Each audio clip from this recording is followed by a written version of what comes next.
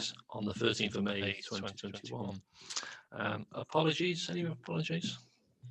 Yeah, just apologies from Councillor Tina Jones. Okay, everybody else here? Mabon Gwynfor's obviously not here.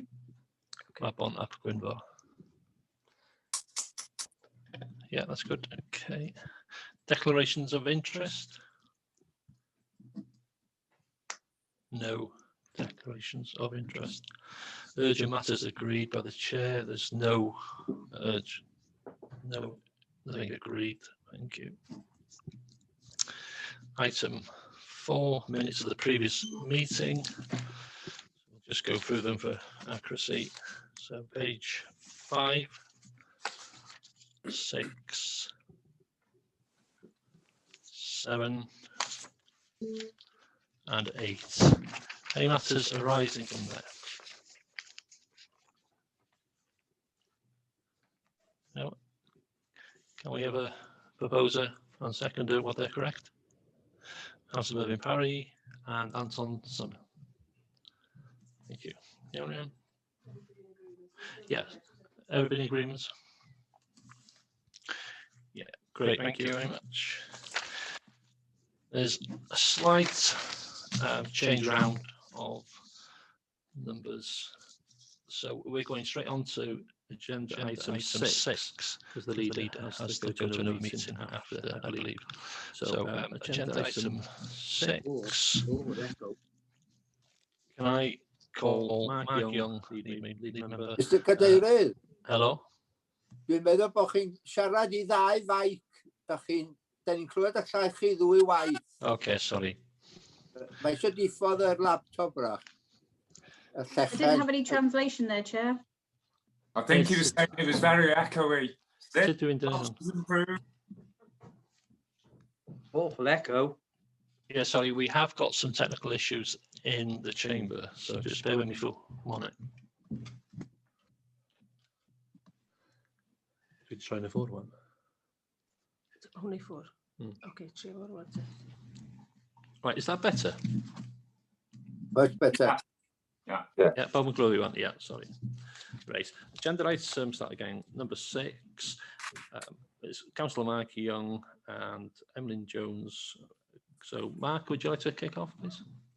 Yeah. Thank you, Chair, and thank you, committee members, for the invite. We've got a brief presentation which is going to be introduced by the leader, and myself, Emlyn, and Angela will chip in when needed. And at the end of the presentation, obviously, we're happy to take questions.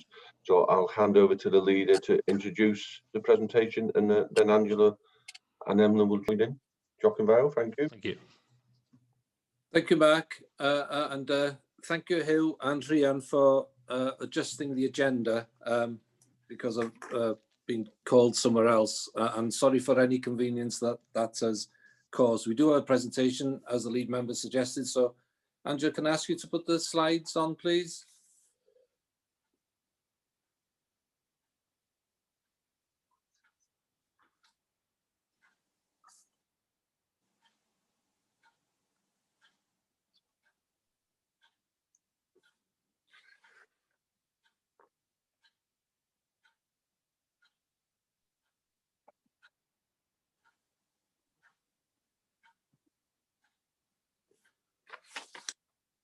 Right, can people see that yet? No, no. Sorry, No. Angela, no, we can't see it yet. Right, okay, sorry, I will try again. Okay. Right, if I try to share screen.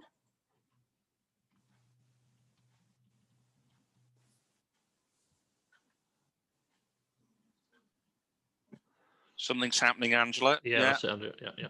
Oh, good. I can see it now. I'm assuming everybody else can. Yeah, I can see it. Yeah. Can everybody see it okay? Yes. Yeah, apologies for that. Yes, thank you. Yeah, okay. You want to go here, yeah? Angela, Okay. Please, thank you. the way it's displayed, Angela, at the moment, you've got the slide and you've got the next slide up as well that's showing. Oh, okay, right, sorry. I mean, it'll work okay, that, but it's obviously we can see the next slide that's coming up as well. Okay, sorry about that. No, but it folks. works okay. It's Yeah. okay. That's fine, Angela. Yeah. Okay, so I'll just introduce the agenda item. And as we know, Gypsy Travellers has been to scrutiny on a few occasions now, and there have been some interesting conversations on this particular subject. But also during the last process of the assessment needs and scrutiny discussions, many concerns have been raised by members, and we have taken some of those concerns on board in terms of what we need to address. So a project board has been set up. The intention of the project board, which I'm on with the lead member and a series of officers, including Graham, is to make sure that members are engaged earlier on in the process. That's really important.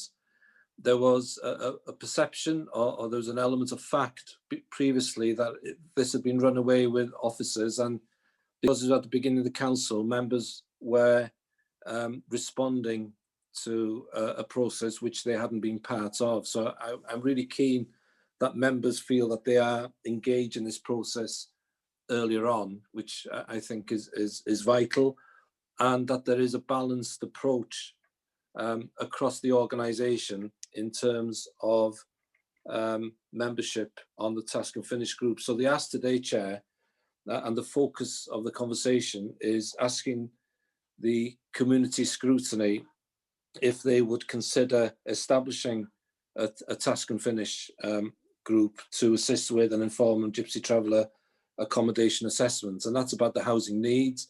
It's not the work of allocating sites.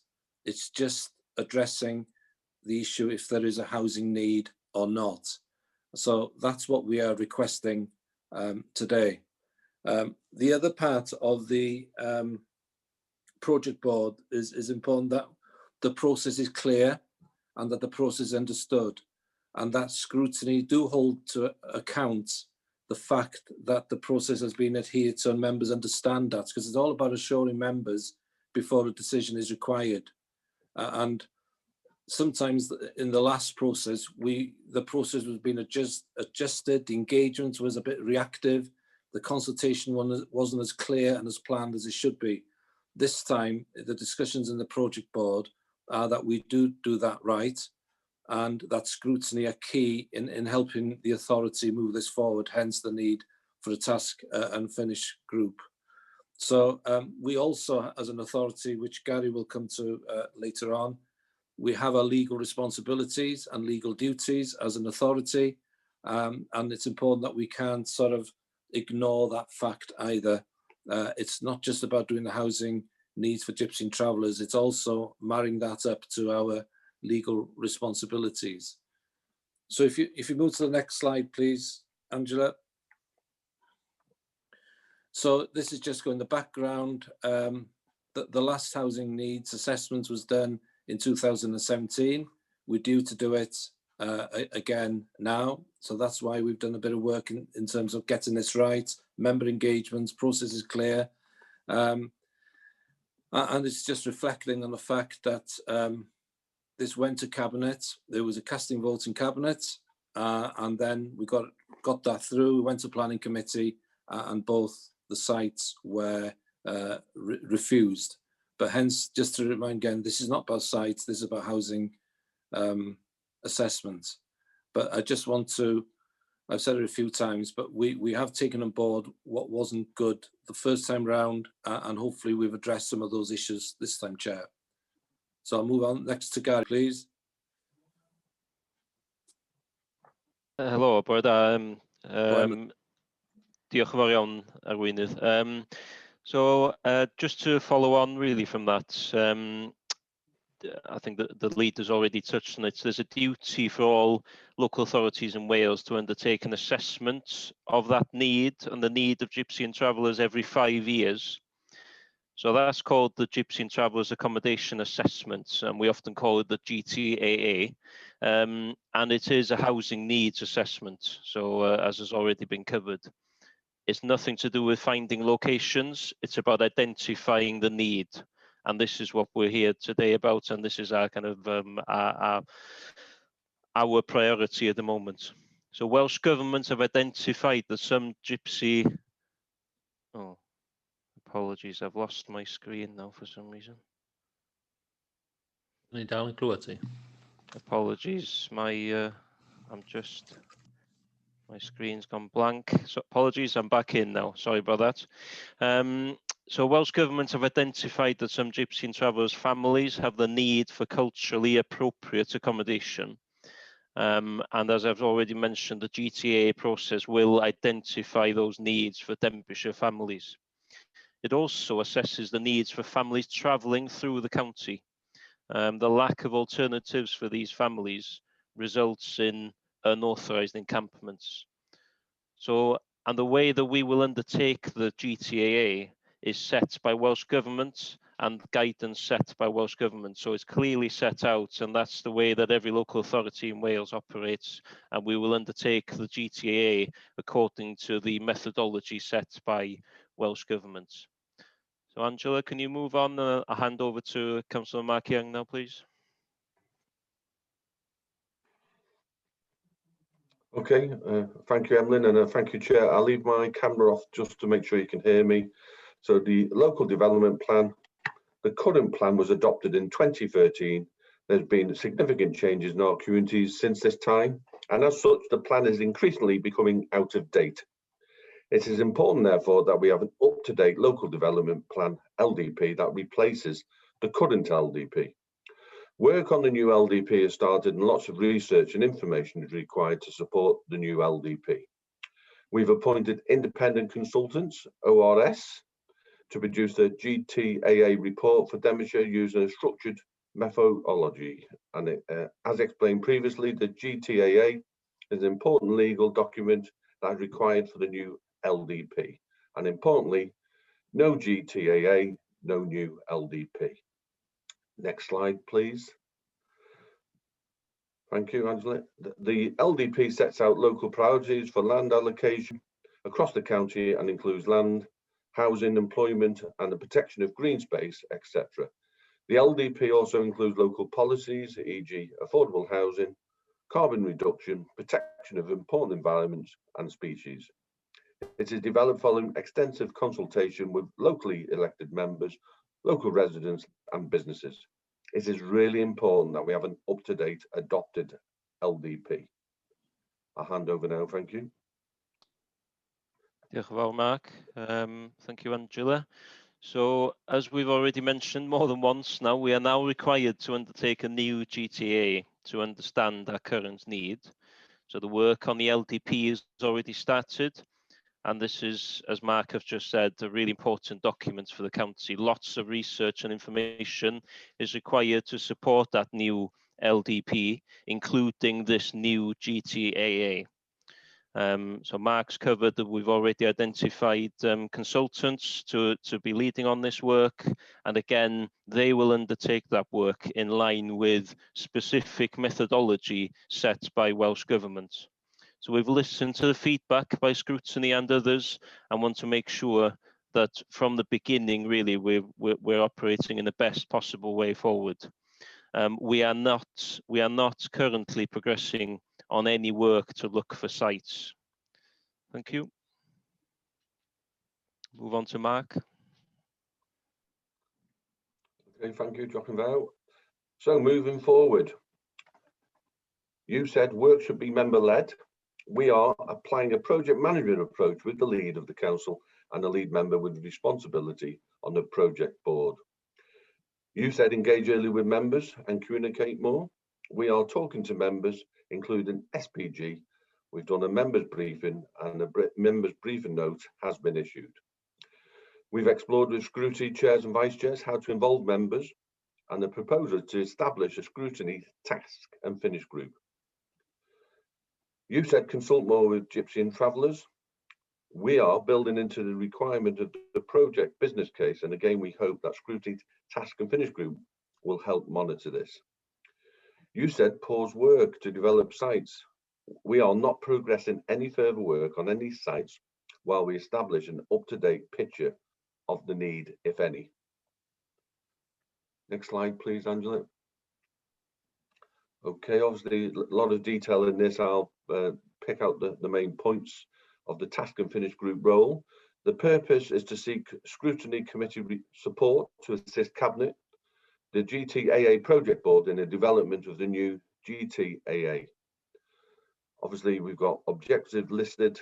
The membership will be spread out equally between members in Denbighshire. We think there'll be meetings of potentially between 4 and 7. We have officer support, and obviously as lead member, although as a cabinet member I'm not allowed to be part of this group officially, I'm obviously keen if invited to attend to help with the work. So I'm offering that, and I hope that'll be accepted because I think that's important. And lastly, this work will be responsible in supporting the delivery of the new Gypsy and Traveller assessment document. This work will not include any site selection or respond to the review on ongoing operational matters around G&T sites or other encampments.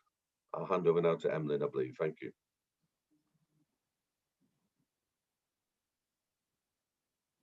Right, just the next slide, sorry. This is just a brief outline of the proposed task for the task and finish group. So initially it'll be looking at the terms of reference and a plan of task, an introduction, why we need to have a Gypsy and Traveller accommodation assessment, looking at cultural awareness, discussion about who the key stakeholders are, and an opportunity to meet the consultants as well. The first meeting of the task and finish group is penciled in for next week. We've got a really tight time scale, so it's the 19th of May will be the first meeting. A further task will be reviewing the methodology and the consultant's work brief, developing and reviewing draft communications and stakeholder engagement plans. And then there are a number of meetings. This will culminate in a report to Community Scrutiny Committee in July. And it may be that we need to arrange an additional meeting. It's quite a tight time scale, so it could be that there has to be an additional meeting of Community Scrutiny to take this report back. And then over the summer, there'll be consultation with Gypsies and Travellers, information and data gathering. So the work on the assessment, the work that will feed into the assessment. Following on from that, the task and finish group will be reviewing progress, advising on progress of consultation. They'll review the draft GTAA report, and then culminating in a report from the chair to Community Scrutiny Committee, probably in November. And then ultimately it will be a cabinet decision to approve or not the final draft GTAA. And I'll hand back to the leader. Okay, yeah, I'm going to step in here now, Angela, if that's okay. Okay, proposed next steps to seek agreement from Communities Scrutiny Committee to establish a task and finish group and agree the terms of reference. Also to confirm reps from MAGS for the task and finish group, and establish a task and finish group and progress work as the task list on the previous slide. Also, the task and finish group will report its findings, conclusions, and any proposed recommendations to Community Scrutiny Committee. So obviously, as lead member, I understand you weren't happy with the last process, and I'm happy to take that on the chin and take responsibility. But I hope by reading this document and understanding the amount of work on it, officers and myself and the leader, we've listened, and I hope you endorse this approach. And I'll hand over to the leader and say a few words before questions. Jochen Vow. Yeah, thank you, Mark, for the honesty in that conclusion, and that's what it's about, really. But also, it's the partnership working with officers and members this time. As you can see, there's been a mix of officers and members providing this presentation. We've had quite intensive discussions to put this report before you today, and I hope that scrutiny feels assured that the work that's gone in so far will set the platform for a proper and open discussion for the task and finish group to do the work on this and come back to scrutiny in due course. But thank you, Chair. That's it from me.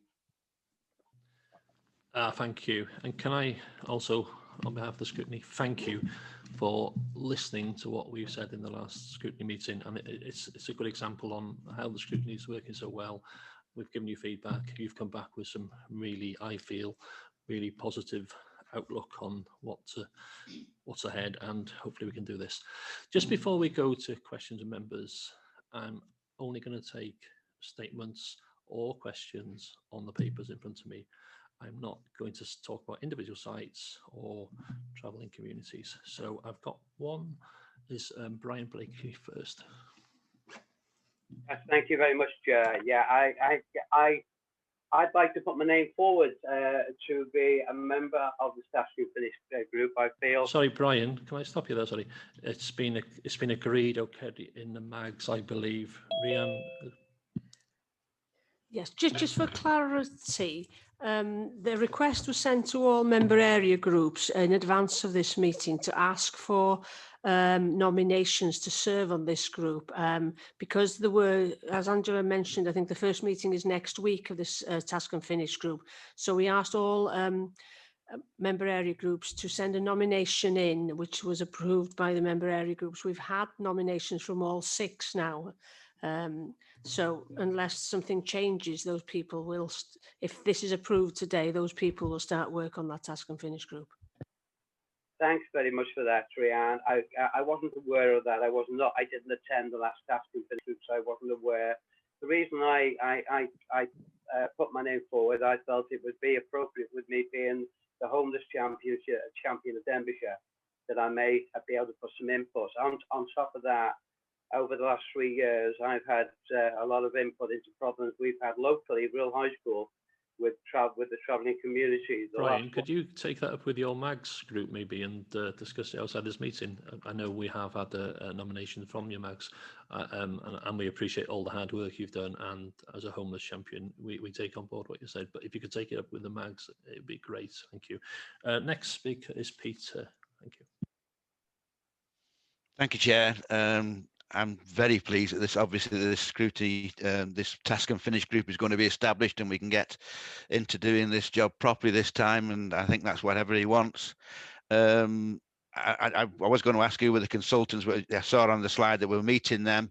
Another question: can we have the slides, Angela, just again so I can run through them and look what's going on? It's fine. Yeah, very keen to get started whenever you're ready. The one. I'm just worried that the one statement said no GTAA, no LDP. I hope that's not going to put too much pressure on the group. That's all. That's all I want to say. Ready to go when you are. Thank you. Angela, do you want to come back with the slides? Yes, no problem at all. We can make sure that the slides are made available to all members in the group. Any more members? Sorry. Can I just come in on the point of the no assessment, no LDP? So I know there is pressure there, but as lead member, if it didn't share that burden, it'd be quite wrong. So it's a statement which is actually factually correct. So it's pressure there, and I'm hoping we can do it via this, but it's in there because of the importance of it. So thank you, Chair. Chair, I have. It's Graham here. Yeah. Can I just come in to add to that? Yeah. Because it is an important point that Councillor Peter has raised, and lead member's response is absolutely right. But I just want to add a little bit to that. And it's not that pressure does exist, and it's not a pressure of our making. It's a pressure of the legislation. So it's quite clear that if we do all the work for an LDP but exclude a GTAA, and we go into the public arena with that LDP with no GTAA in front of the independent inspector that would have to analyse our LDP, he won't let us advance it. It will stop, and he'll tell us to go back and do work on the GTAA. So you're right, Peter, it is a pressure, but it's not there by offices, if you like, to say, come on, members, you've got to get this GTAA, and we're putting this in as a bit of pressure. It's a real pressure that the council in the end will have a choice to make. That if you don't progress the GTAA, the fallout of that will be you will not have an LDP.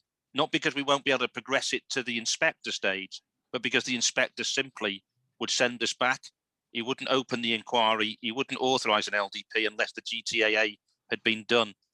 So at some point, we're going to be into a, if we don't move on with the GTAA work, we'll be in a conflict situation where we won't be able to advance the LDP. And I think that would be a big mistake for the council, because not having a LDP would have lots of ramifications over the coming years. So it's a real pressure that we've got to grapple with and understand. Thank you, Chair. Thank you, Graham. I've got 4 speakers. I've got Glenn Swingler and then Rachel Flynn. Thanks. Yeah, I'm just going to stick to this GTAA requirement. February 2022, this has to be submitted to Welsh Government. I'm assuming that doesn't mean the actual site, but just the assessment need.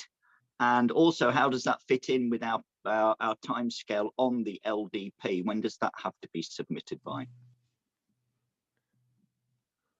Emlyn, ti isio chwilio? Yeah, diolch yn fawr. Sorry, I don't know whether Mark and Angela will want to add.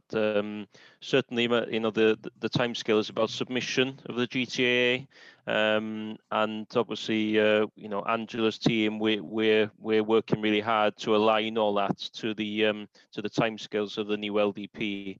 But I don't know whether Angela can update on the timescales of the LDP as well. I know we've had communication from Welsh Government around the LDP itself, haven't we, and the revision of the LDP. Yeah, certainly.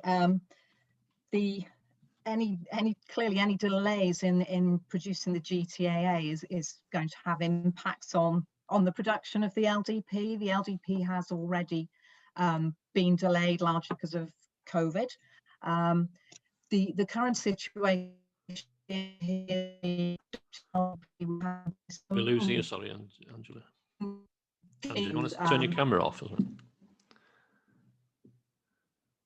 Is that better? Yeah. Yeah.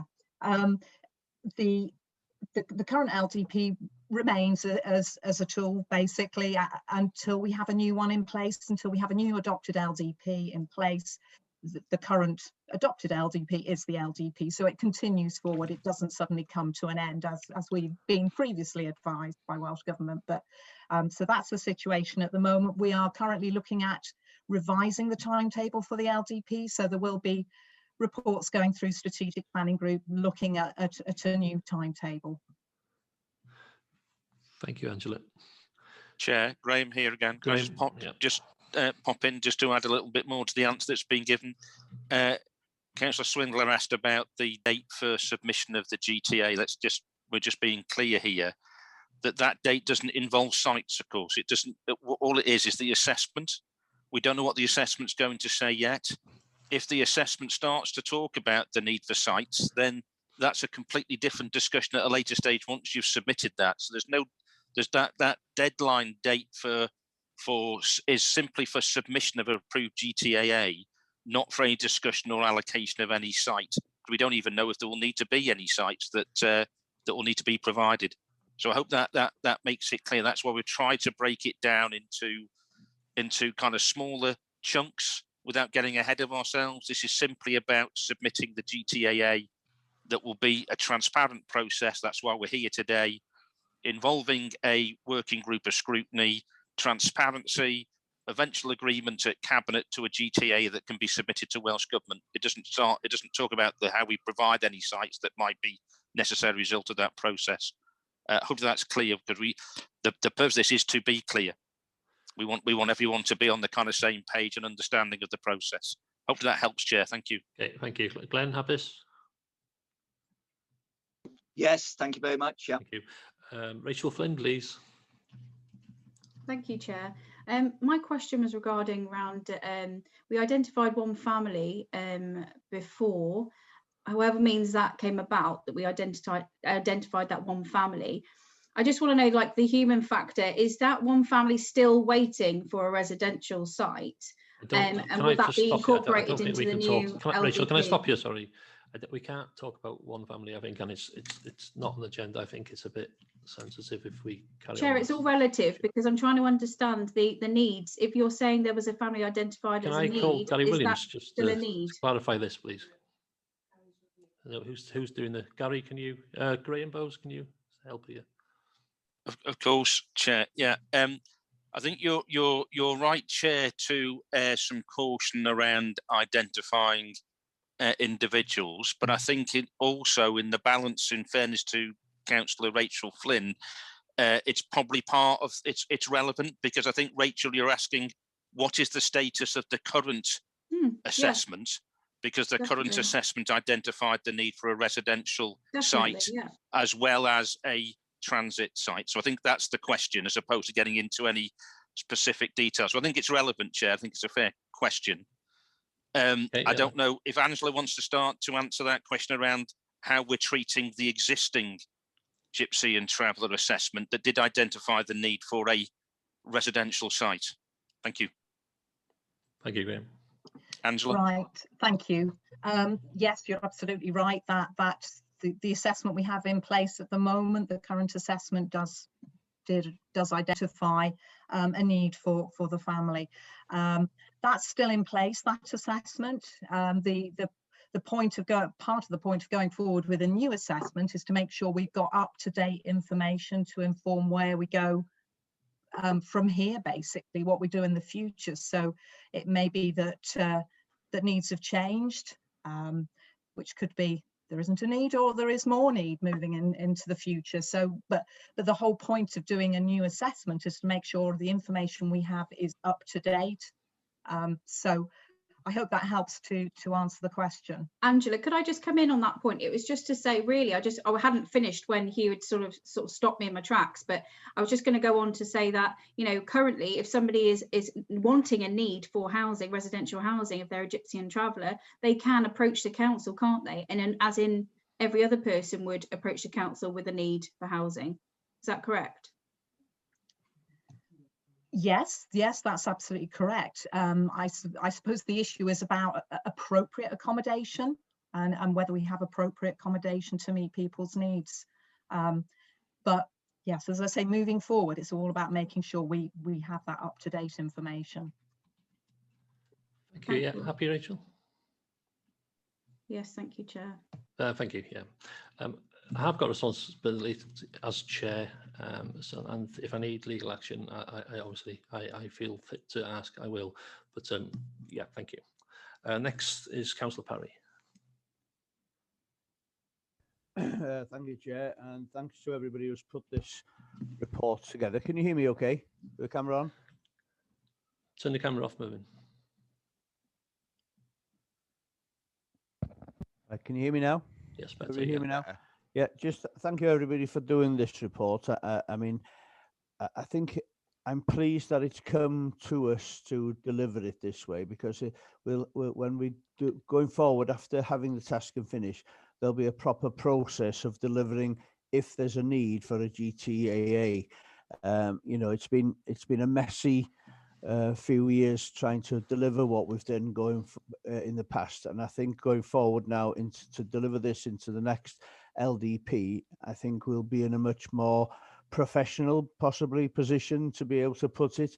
I mean, if there's a need for it, then having been through the task and finish and agreed by full council when it is, we will all have the responsibility then of having to make sure we deliver what will have been decided from this to put in our LDP, rather than the cat and mouse fight like we've had in the last few years. So thanks very much for putting this forward, and I'd be happy to support this going forward. Thank you. Thank you. And Graham Timms, thank you. Sorry, sorry, Graham. Chair, just one point, to a slight correction, I think, in process from the Mervyn Parry's helpful statement. I think it's just worth correcting it. The GTAA, once it's gone through the process, and that process will be with the support of scrutiny in the way that we've described and you seem to be comfortable with. In order to submit the council's GTA to Welsh Government for consideration, it won't go to full council. That's not the plan. The plan is it'll be a cabinet decision, ultimately, to submit it to Welsh Government. But obviously, we want to be in a position that when it goes to council, that this scrutiny and its working group is comfortable and has supported that process. So ultimately, the decision route to get it to Welsh Government for their consideration is via Cabinet, not full council. Thank you. Okay, thanks, Graham. Thanks, Graham. Graham Timms, please. Thanks, Chair. I thought before the discussion started that I was very clear about what needed to be done, but as it's progressed, I've got less and less clear. My understanding was that unless the county had actually identified sites to meet the needs of a GTAA, then the LDP wouldn't be progressed. Now, obviously, the GTAA is a process and it identifies a need, but the identification of sites is the place where it failed last time. We had a GTAA previously.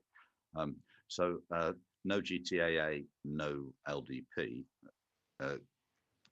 That's certainly what I understood, but I understood that it also had to identify sites before the LDP was passed. But does it have to identify not only the number of places that have to be identified, but also whereabouts in the county those have to be? Or is it just simply identifying the need in the county full stop, or does it go further than that? Yeah. Councillor, yeah, so we can't, at this point, we can't say what the need, if any, can we, Graham's and Councillor Tim? So you're right, but it's a different process and we can't jump the gun because we don't know and we shouldn't assume. So you're right, but there's many pieces to the LDP jigsaw. So that's part of it, but only if the need is shown during this assessment. So you can't go on to that stage until the assessment's been signed off. So and officers can come in, but that's how I think it is. Thank you. Diolch, Mark. Any other questions from outside the group as well? Sorry, Chair, Graham again. Just to I think Mark's answered that correctly. We've got to take it one step at a time. We can get into all sorts of hypotheticals around what will the GTA say.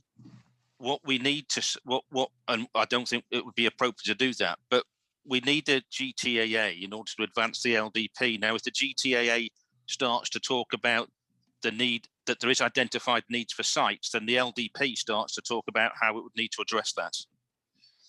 So it wouldn't be good enough to go into a LDP inquiry and say, look, we've done a GTAA. The GTAA identifies this, this, and this. And the LDP is then silent on it because we're saying, well, all we've done is the GTAA. Clearly, the LDP will need to respond to whatever the needs assessment says. That doesn't necessarily mean allocation of sites, though. There might be a whole different route, and we're going to get into hypothetical issues, which is probably where we get into trouble because we start going a little bit too far down the line. And I think we should just take one step at a time. Let's agree to do the GTAA because it's a legal requirement. Let's agree how we're going to do that, which is a cabinet decision to take it to Welsh Government for their final approval. But before it goes to cabinet, we've got lots of input from scrutiny in order to ensure scrutiny are happy that it's followed due process and has made all the considerations and that it's an inclusive process. Once we know what the GTAA says, then we'll need to regroup and decide how we take that forward in light of the LDP. I hope that's helpful for members. Thank you, Chair. Thank you, Graham. Any other questions from anybody? No. No questions. Okay, I'll go over to Graham Timms for the summing up.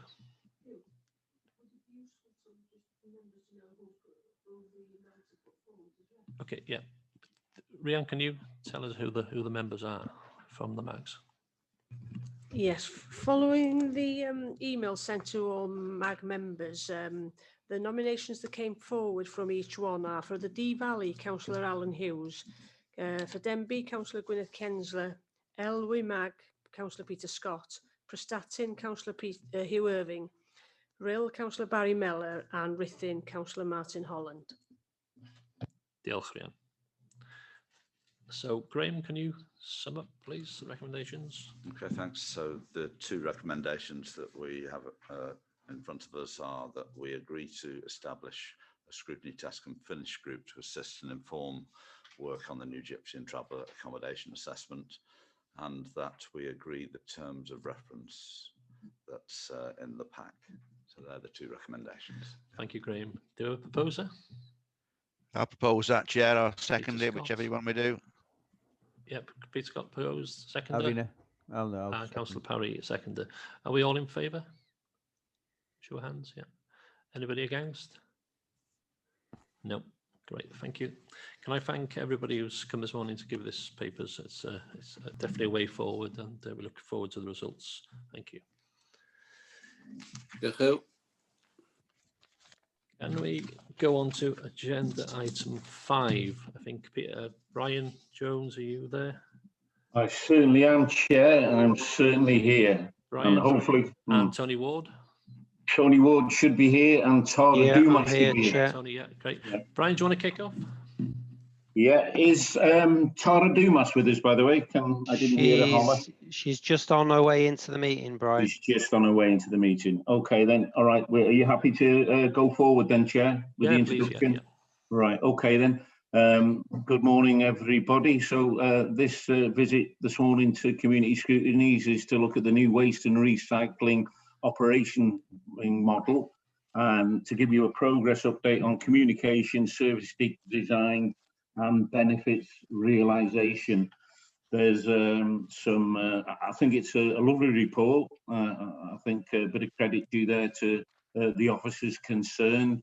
It's very self-explanatory. Personally, I like all the pictorial elements of the report. Appendix 1 covers the waste operational key milestones, and that's pretty self-explanatory. Appendix 2, we've got the benefit realisation plan, and Appendix 3, container and service design details, and the end piece of work is Table 3, which illustrates households that will go on to sack collections due to various reasons. So there's a lot of work that's gone in to get us where we are to this point. We're always delighted to come to scrutiny to report on the progress. That's a brief high-level overview, Chair, of what this report's about. So Tony Ward may wish to add a little sprinkling onto that. Thank you, Brian. Thank you, Brian. Borodar Paub, it's good to see you all. Hope you can hear me okay. If I start to go a bit wobbly, do let me know and I'll switch my camera off, but I'll leave it on for now, if that's okay. Just as a reminder, really, because it feels like a long time ago, because it was pre-COVID, and I'm not sure I remember a lot that happened pre-COVID, because it seems like a whole lifetime away. But the last time we came to this committee was in October 2019. And members at that time requested that we came back to a future meeting to provide two things. One being an update on the outcome of pilot projects that were being undertaken to increase the capture of recyclable waste. And the other thing was this benefits realisation plan. So that's fundamentally why we're here today.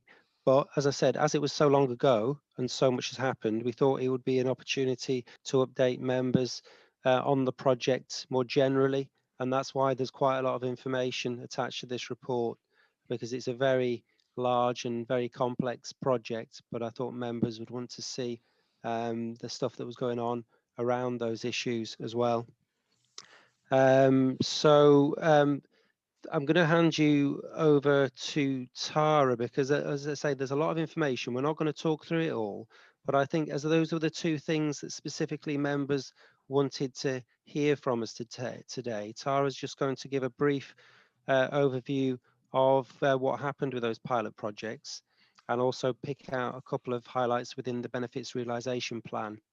And then we will just open it up to discussion and questions, Chair, if that's okay. So if it's all right with you, I'll just bring Tara in to give you a brief summary. Thanks, Tony. Are you there, Tara? I am. Can you hear me? You're very quiet. Am I? Okay, hang on. I think that's better. Bring this a bit closer. Is that better? It seems to be better. Okay, right.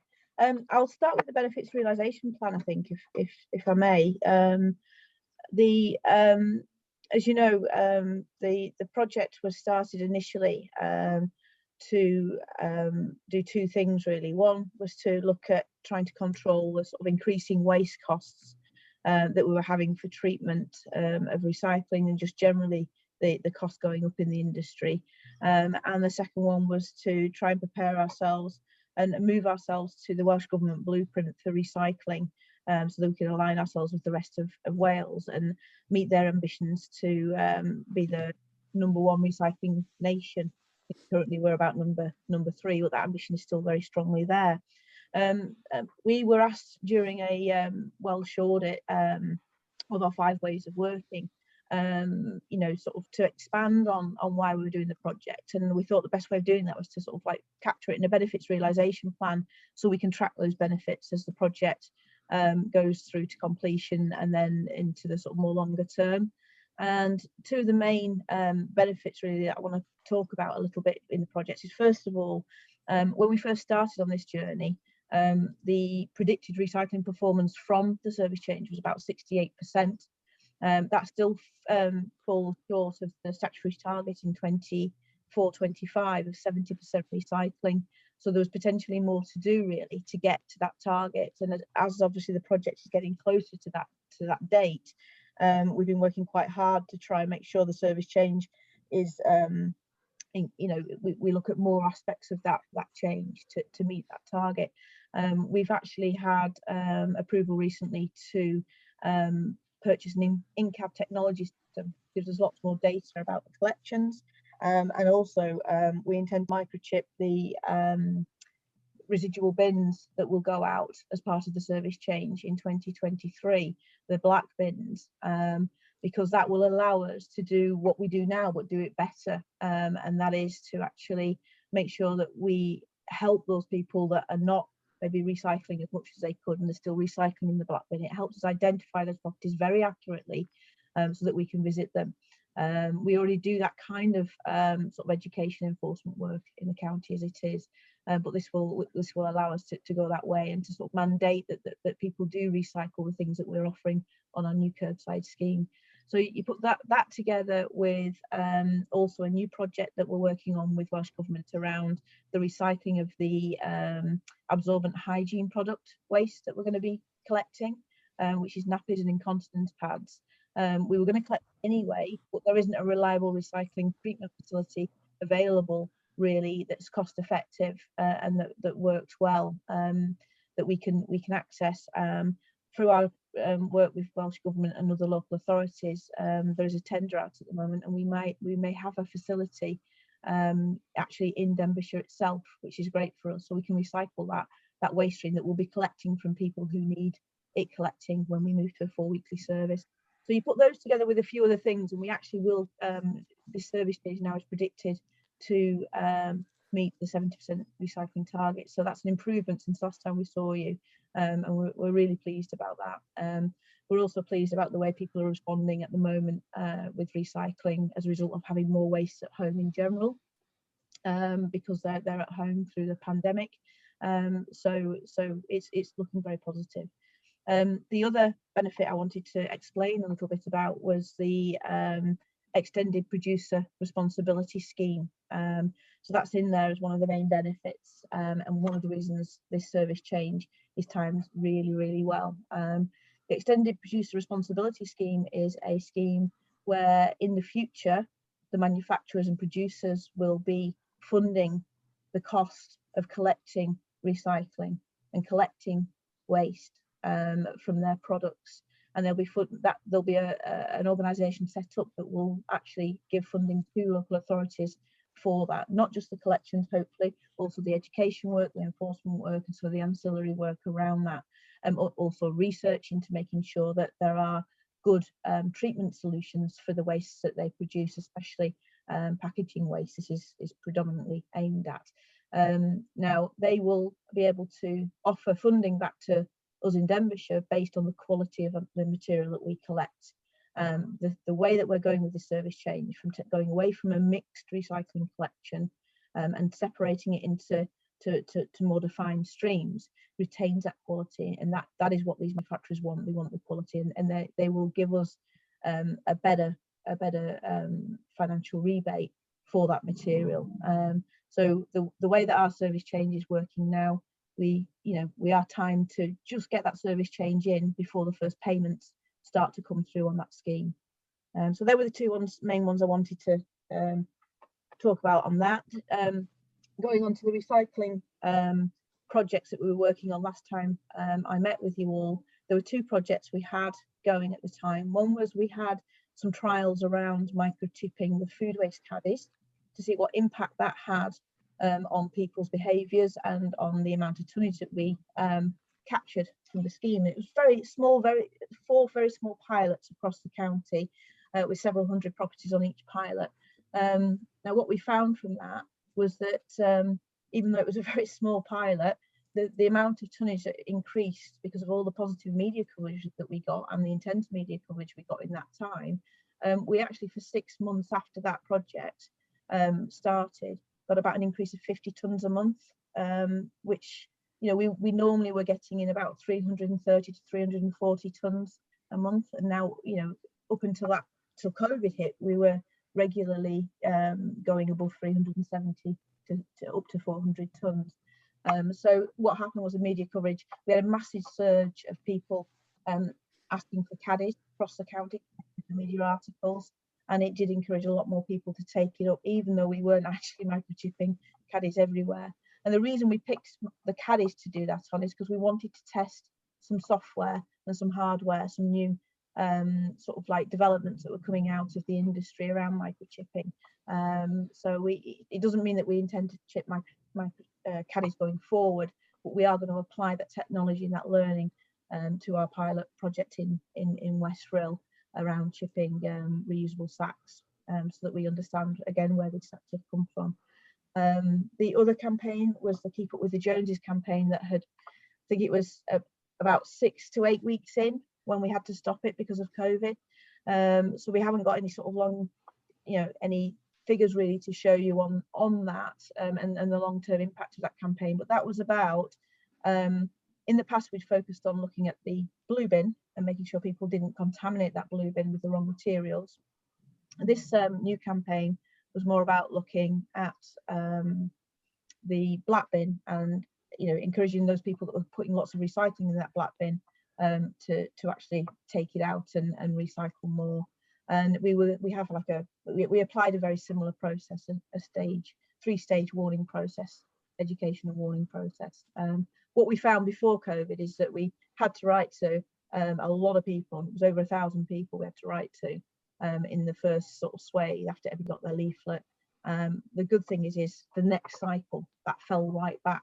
So it does prove that the education element and the letters initially to draw people's attention to it does help. So we intend to run that campaign again in the West Rill area this year, and we're just in the process of delivering leaflets to the areas as well. So that's it, the update on those really. I'm happy to answer any questions or expand on any of the comments made. Thank you, Tara. Brian, it's not your presentation yet, everybody. Emily? Tony, sorry. Yeah. Sorry, yeah, that's fine. Yeah, I'm happy to open it up to questions and debate. I have a question from a resident of Denby who currently puts her dog poo bags in her black bin. Obviously, she has concerns of the amount of time that the bag would be in over summer months with the heat. How do they go forward with this? Okay, I'm happy to take this one, Chair. That's okay. There's a few things really. I mean, and it's something we've obviously discussed. I think we've discussed this probably at every meeting we've been to talk about the waste model. It's something that does keep coming up, so I know that it's of concern to people. But essentially, what we have agreed previously in meetings that we've been to, our position is that people will continue to bag their dog waste and put it into their black bin. Now, I'm not aware of any council at all that has a pet waste service. And although I can see why it might seem like a desirable thing from a resident's perspective, it isn't really practical, and I don't believe that it could actually be achieved. What you'd be looking at you know, I know we've had many requests, quite a lot of requests for you know, a specific dog waste or pet waste service, and what you'd be looking at there is something similar to the food waste caddy, but probably bigger. And there's no chance at all that I would get anybody to do that job. That's one of the things. You know, I've been on the food waste round myself, and doesn't matter how careful you are, you do end up with food bin juice running down your arm at times. That happens.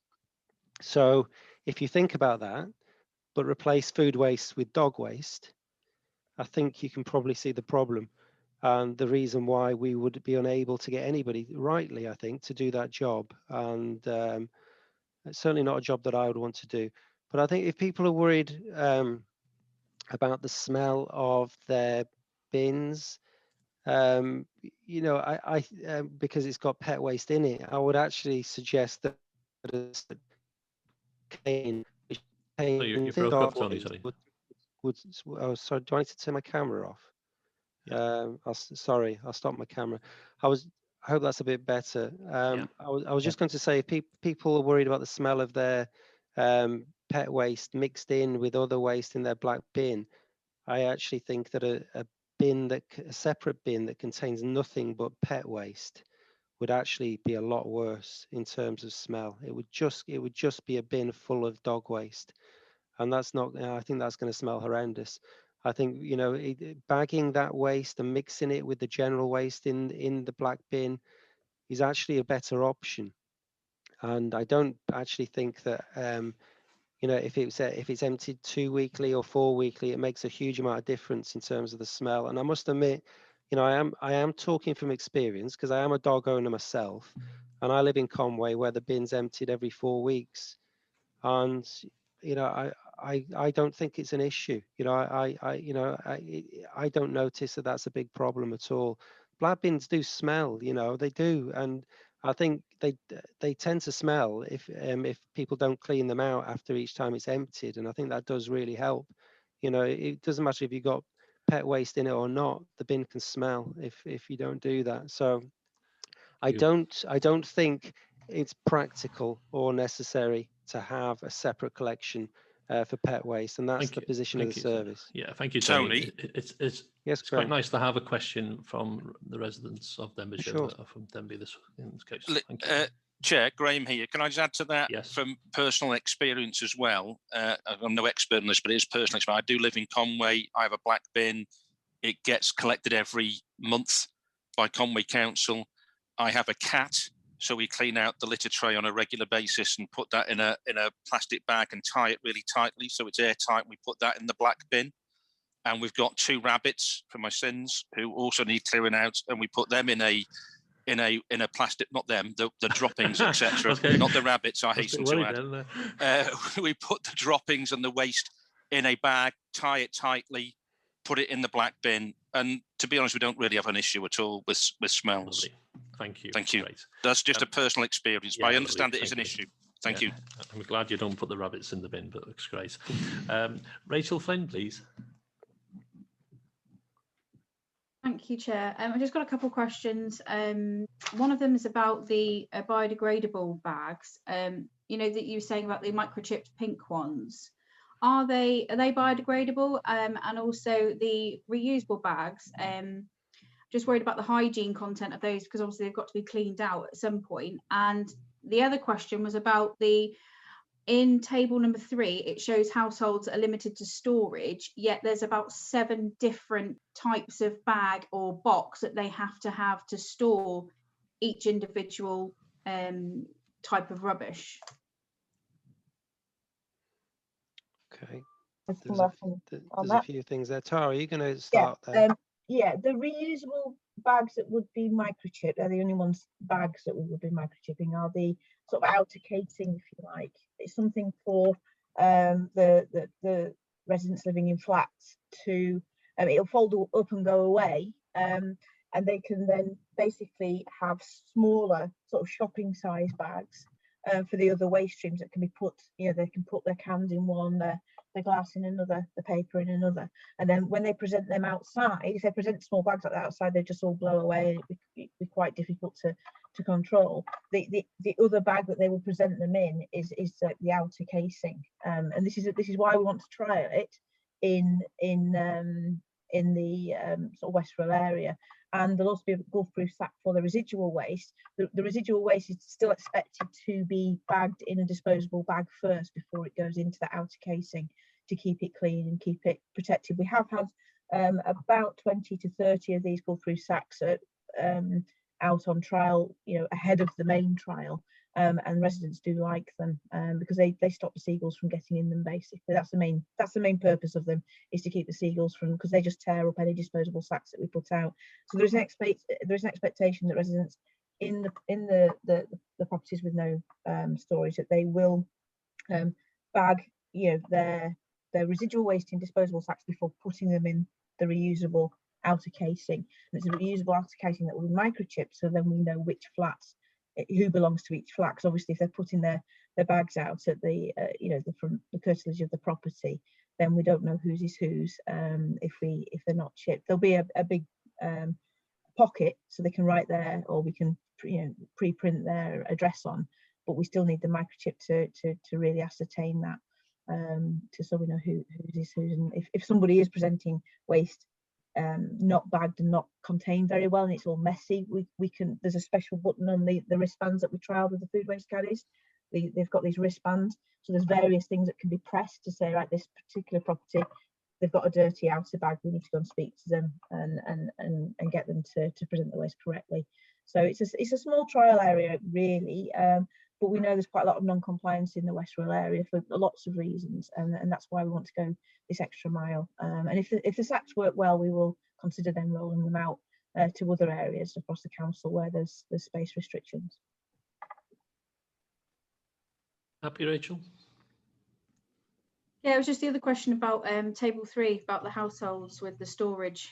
Yeah, they've got about 7 different types. Is that incorporated? Do you mean the 7 different types in the one bag? Is that what you meant, Tara? Sort of. For the recycling, they'll have little bags that are shopping size bags that they can put. Yeah. So hopefully, because they're small enough, they can go under a kitchen sink or something like that. And then they present those in that bigger bag. So they'll have 3 bags, one for everybody who, we're moving this service, for our trade customers, for residents, everybody. We have to segregate this waste. So there'll be 1 bag for glass, 1 bag for cans and plastic. There'll be another bag for paper and perhaps grey card, and then they'll go in the bigger bag, but there'll be room in that bigger bag for also cardboard as well, to keep it dry, the larger pieces of cardboard. This is for the sack customers. Not everybody will want a sack. Some people might prefer boxes. Not everyone has got as big a space restriction as others. So just because they haven't got room for a trolley box and room for bins doesn't mean that they can't have boxes. So they will. What we're trying to portray in that is that they will have a choice of boxes or bags. They will have a food waste caddy as well. A lot of people already do have a food waste caddy, but what we've realised now is that if people are living in, say, HMO properties, they're sleeping and living in quite a small environment. They don't want a big orange caddy. There's nowhere to put an orange caddy outside. So we're looking at offering people in West Rural at the moment a 10-litre caddy, which is bigger than the one that we've got at the moment, for the kitchen top caddy. So it's kind of a halfway house. So it's big enough that they can probably manage some food waste if they're living on their own as well. So what we're trying to do is expand the range of options for people who have got space restrictions, but in a way that means that we can still collect it. Chair, if I can just add, what Tara's kind of describing here is what we said when we originally came to scrutiny, is that we wouldn't impose a one-size-fits-all approach to every household in the county, because we knew that that wouldn't work. We think the standard model will work for the vast majority of households and areas in the county, but there will be particular areas or particular households where they can't manage with the standard offer that we will be putting out, and that's where we will have some different options for people, because we need it to work. We need it to work for everybody in some way. So we've got to have an element of flexibility, and we will engage with residents if they are struggling with the standard offer, and find something that works for them. I just wanted to add that, really. Just to come in on that as well, Rachel, the frequency of collection will be different for some of the properties on stacks. They'll have a more frequent collection, so they don't have to store their waste because they haven't really got anywhere to store it. So at the moment in the West Rill trial, we're looking at a weekly collection for residual waste for these properties that really don't have anywhere to put it outside, and a weekly, obviously everyone gets a weekly recycling service as well. So that means that the container sizes can be as small as we can make them. Yeah, we can't force a system on people where we know it's not going to work. It's only going to cause problems. So we are taking a flexible approach. I think on page 62 as well, it gives you a bit of an option of the different boxes and bags as well. That's quite interesting as well. So Rachel, are you happy? Thank you. Brian Blakely, please.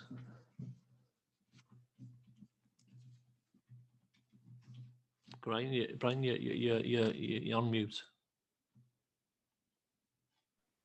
Oh yeah. Oh, sorry, guys. A lot of noise in the background. My phone's never stopped this morning. Okay, yeah, just to go back on what Tony was saying before about dog waste. I had a problem, Tony, last year. Now, what I do, because I've got 2 greyhounds, and of course, like yourself, you say they do cause a lot of mess. I put my dog waste into a Sainsbury's or Morrison's or whatever bag, and I then tie it up and put it in my black bin. Unfortunately, there's quite a lot of it. I had a case last year when we had some very hot weather. Unfortunately, when my black bin was full of maggots, and I mean full of maggots, they were coming out the top. Very concerned, because I thought, well, when our refuge guys appear, they're not going to take my bin.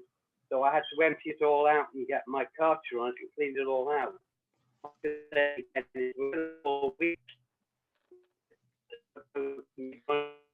We've lost you, Brian. Sorry. Yeah, as I said, over the time of the hot weather last year, I had maggots in my bin, which I was concerned about because I thought the refuge would not empty my bin. I had to empty it myself and clean it out.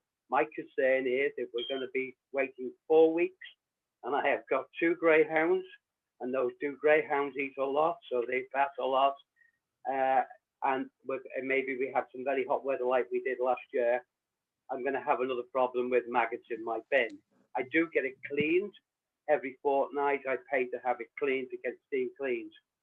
That is one problem. Just to go back on what you were saying, the other question I have is regarding cross-contamination, especially with our elderly people.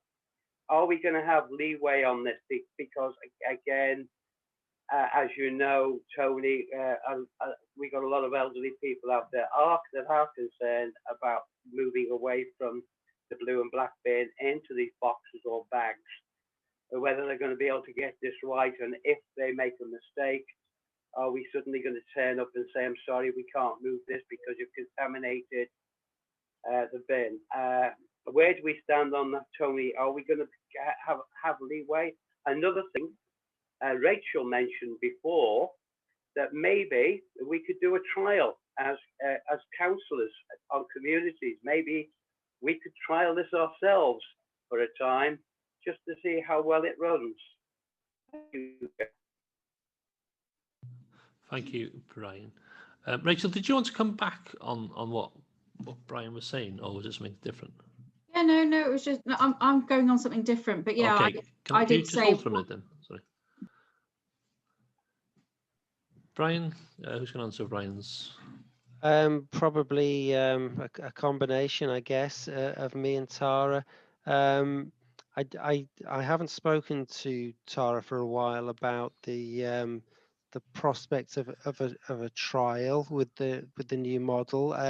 I genuinely don't know what she thinks about that, but I suspect one of the issues might be that you know, if we have a different model, you know, 2 different models running, then it could cause problems operationally, because you know, our collection operation is set up for our existing model at the moment. But I'm sure Tara will let you know what her thoughts are about that, and also to talk about those issues of what happens if people put the wrong thing in the wrong in the wrong container, because I'm absolutely sure that's been talked about in detail as part of the project. Tara, do you want to come in first, and then I'll chip in? I'll talk about the maggots first.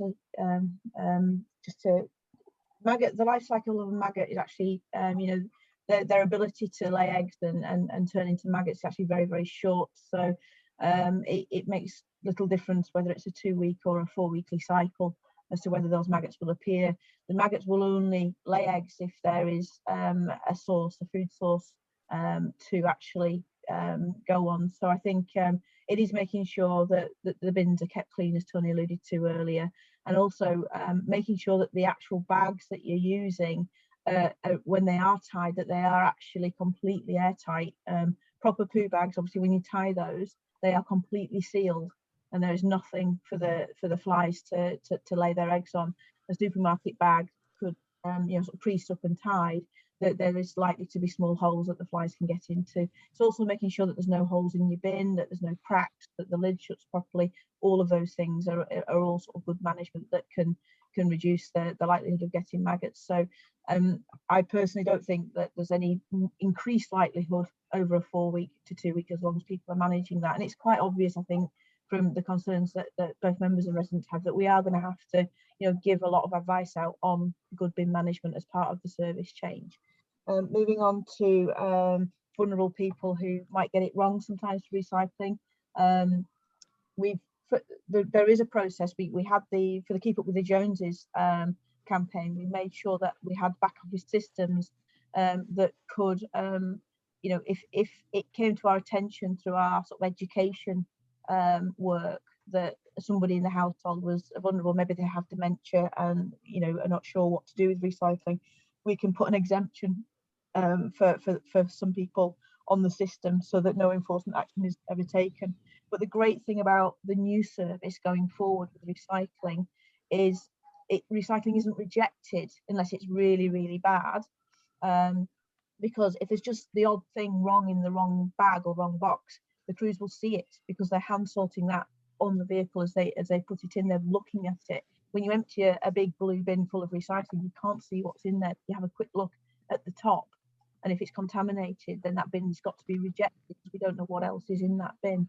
But with the recycling, the dry recycling, the public are getting educated every single time, because if something's either in there that shouldn't be in the recycling at all, it will be left behind in those bags for the residents. So they'll get that feedback on a regular basis. So I actually think it's probably easier for people to understand. And I also think sometimes with a commingled scheme that we've got now is people take a chance on what can go in there, because there's lots of things that can go in the blue bin, whereas they have to think a little bit harder about the separation element with the source segregated, and they tend to get it actually more right as well.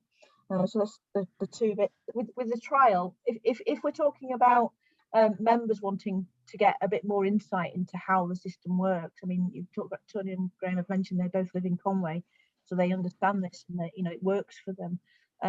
We can look at that at some point, possibly a little bit too early now, but we could look at it for a while for members and set up a special collection system around for them. We are going to be actually moving some residents onto a source segregated service a little earlier than others.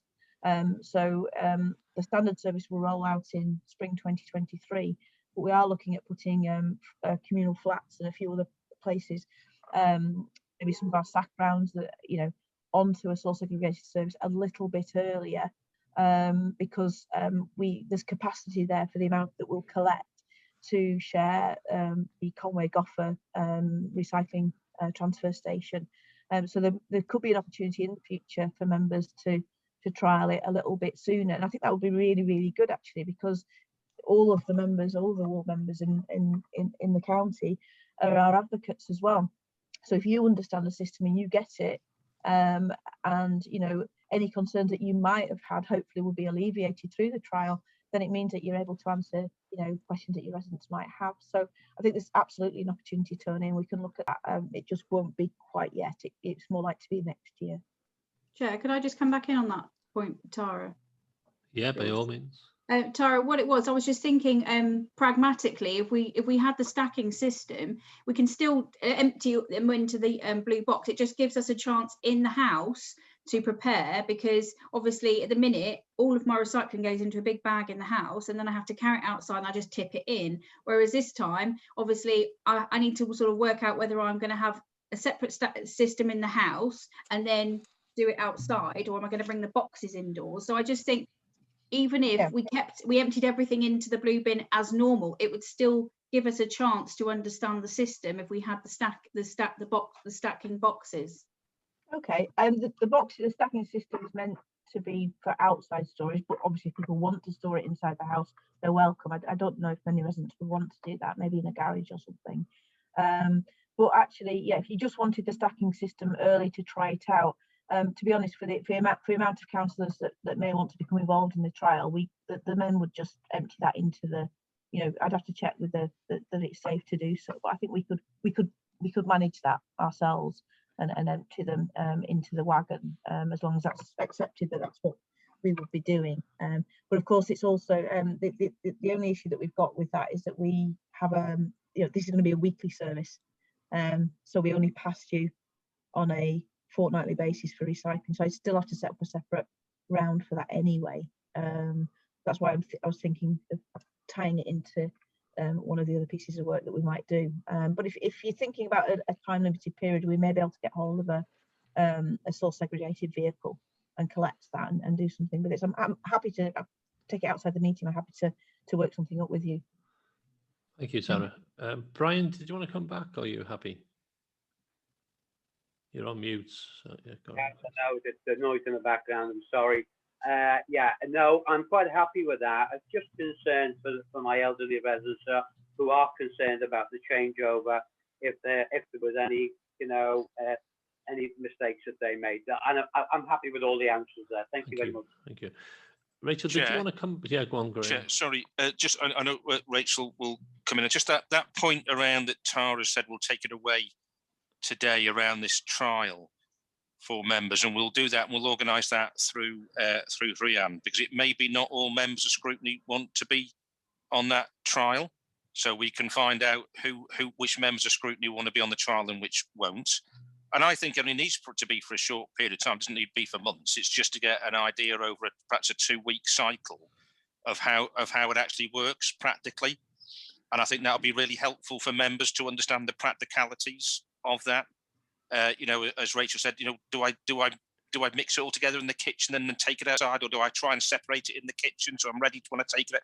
Those little practical things might give you some further questions, or might give you some further comfort. So I think it is important. We'll take that offline. I can't give a commitment that we'll do it, because I need to speak to Tara and to Tony. But what I would say as the corporate director, I think that's entirely logical. So I will press Tony and Tara to find a way of doing that. It'll be open to all scrutiny members to participate, but it's voluntary. You wouldn't need to. So if 1 or 2 of you want to do it, that's fine. 5 or 6 you want to do it, that's fine. And it'll probably only be for a fortnight, short period of time, just to give you a feel for it. So we'll pick that up outside the meeting. Thank you, Chair. Thanks, Graham. Rachel, do you want to ask a question? Yeah, thank you, Chair. Just a couple of questions. One was in the report, it said about switching to ultra low emission vehicles. I take it that meant electric. I know there are other means and the methods. And the other one was about a planned transition for residents in Denbighshire. Obviously, this is going to be sort of like us, councillors. If we have this trial, it gives us a chance to get our heads around everything. And what's the planned transition phase for the wider public, please? There's quite a few elements to the project. So if we talk about the standard service, that's anyone that's going to be getting a black 240 wheel bin and a trolley box, weekly pickup of the trolley box, 4 weekly pickup of the black bin. So we will start to communicate with residents. There's a comms plan in one of the appendices that sort of like has some details around this, but we're working with RAP on a more detailed mobilisation of that actual service. So there's several elements. First of all, we have to swap their smaller black bin for a larger black bin where it's needed. Single person households might not need one, but families certainly be given the option of doing that. So that's one of the main things that we need to do first. We also have to launch our absorbent hygiene product service as well ahead of the service change. So anybody who wants that service has got it in place before the service goes to 4 weekly. So on the current timescales for the depot to be completed, it's looking like we'll probably start communicating with residents specifically about their service change at their property in the sort of early spring of 2023. And they'll probably have the AHP service. They'll have to sign up to the service. There'll be a drop dead date where they have to sign up probably by the end of March, you know, and then that will be rolled out in, you know, the following month. Now, what we anticipate with the AHP service, although we will promote it and get as many people on it as need it, a lot of people won't sign up to it until the service change happens and they realise, actually, you know what, I could do with that service. So we'll have to have a second date as well. What we can't do is have lots of people joining all the way through the time. We have to plan the routes around and things to make sure we can service it. So we'll probably have a second sign up date, and then once most people are signed up, it can be a subscribe whenever option as well. So that will happen in, you know, so black bins first probably, then AHP a month later, and then sort of from, you know, May, June into early summer, that will be when we do the main rollout and we swap people's blue bins for the trolley box for that. But as I alluded to earlier, we are looking at the communal properties. So if anyone that lives in a apartment block or whatever that's got a bin store with 4-wheel bins in, they are programmed at this moment, subject to us getting the vehicle that we need in time, changing next autumn. And that will, we're co-collecting the communal properties with our trade, our larger bin trade customers. The reason I want to roll that out earlier is because actually there's some legislation that's come out that says that businesses have to separate their waste, and we want to be the first operator in the Denbighshire area to be able to offer that source segregated service so that businesses can comply. The communal service will, you know, we've actually got our first communal trial in Bronycrest in Denbigh starting very soon, actually. So some of our residents will be getting a source segregated service in 4-wheel bins in the next sort of 6 weeks or so. Happy, Rachel? Yes, Chair, thank you. It's just about the vehicles. You were saying low transmission. Is that going to be electric, or are we looking at some other alternative? The two options out there really, I mean, there's sort of greener diesel trucks, which we'll obviously look at where we can't do anything else. But what we're focusing on really is we've had a trial of an e-collect 26-ton RCV. So we will still have RCVs to collect garden waste and residual waste. So we'll be looking at as those vehicles come to the end of their life, sort of, you know, getting electric versions of those.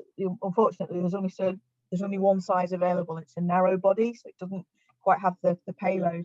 But we're just in discussions at the moment with Welsh Government, and also the carbon reduction budget has made provision to help buy these vehicles because they are more expensive, although the life cycle costs, you know, are fairly equivalent or even better. So I'm hoping to have one, if not two, by next year for RCVs. The main discussion we're having with Welsh Government at the moment is around the actual curbside sort vehicles that we're going to be buying to collect the source segregated waste. They lend themselves to electric quite well because they don't eat as much electricity because of the bin lift not constantly working, the compaction element not needed. So there are there's several trials across North Wales happening this year. Conwy and Flintshire are two of them. There's two main suppliers we will be looking at, and they've both got trials starting. The vehicles are due to be delivered late summer, so we'll be using that trial data to see how many electric vehicles we can actually be brave enough to order when we come to place our order in January. So there is an ambition. We don't know how many yet. We've got a separate support and project to look at our charging infrastructure. So we're going to have our own substation at the new depot in Denbigh with 500 kV, which will give us, you know, adequate capacity to charge quite a few vehicles. So subject to the trials, we don't know. We know very little about the curbside sort vehicles at the moment. There's none out there at all. They're coming, and the manufacturers are still developing different sizes and things like that. So we won't be able to go all electric because we won't know enough about them, and they won't exist all sizes that we need. But we'll Thank you, do. Sarah. Thank you.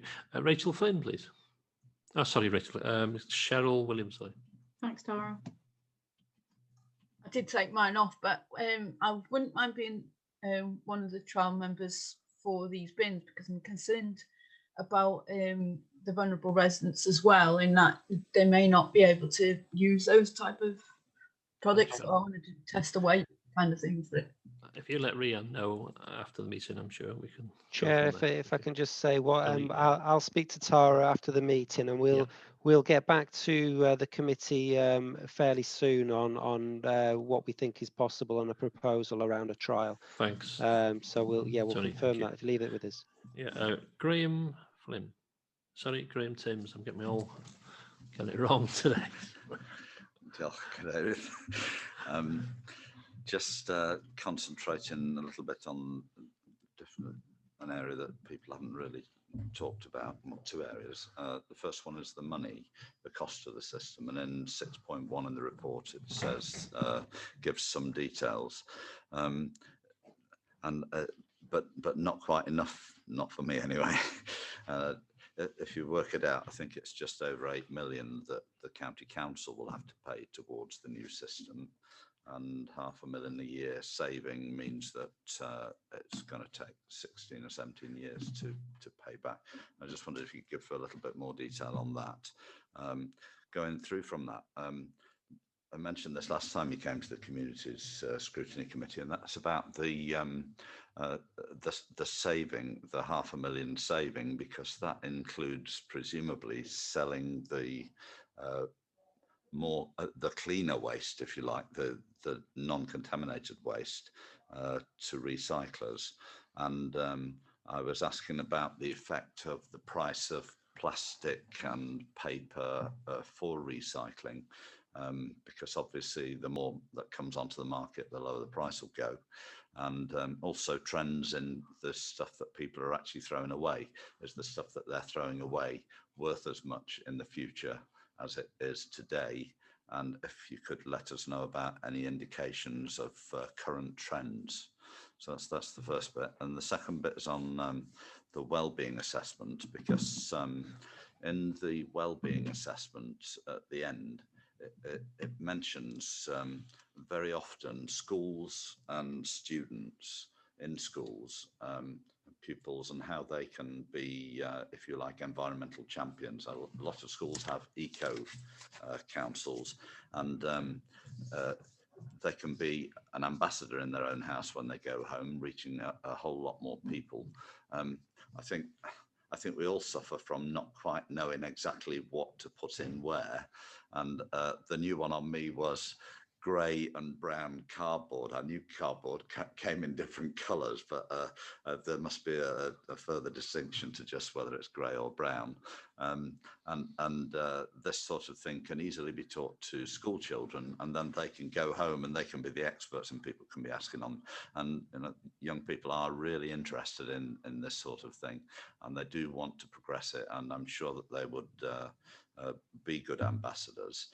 But then when I looked at the communications plan, it didn't seem to have anything about schools and involving children, apart from one small bit which was mentioning eco schools.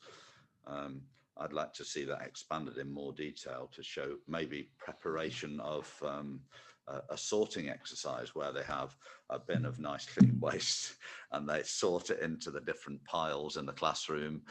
Maybe that same exercise could go to a library or something like that where people could try it. Because, for example, when you get a prepared meal, one of these heat in the oven meals, you peel the film off. My understanding is that the film has to go in the non-recyclable, but the container usually has a little symbol on it to say it can be recycled. And so all this sort of thing, that to get clean waste, you have to know what you're doing. And I think that all of us have slightly different understandings on that. So involving schools and the community in that. And my final question really is about frontline operatives. I was talking to the operatives in Llangollen Llangollen over the last week, and it's they were saying, yeah, these monitoring systems are fine, but they're the people that appear at the gate every week, and people sometimes, you know, people for all the wrong reasons we know, but people do go for the person that they can see. You know, it's not the traffic warden's fault, is it, that they've got to put a ticket on your car, but they're the people that get it. And when they know their waste is being monitored, are they becoming more targets? And is there anything we can do to make sure that they don't become a target in that sort of way? Go on that. Can I start, Tara, on this, and then you can fill in any blanks that I've left out.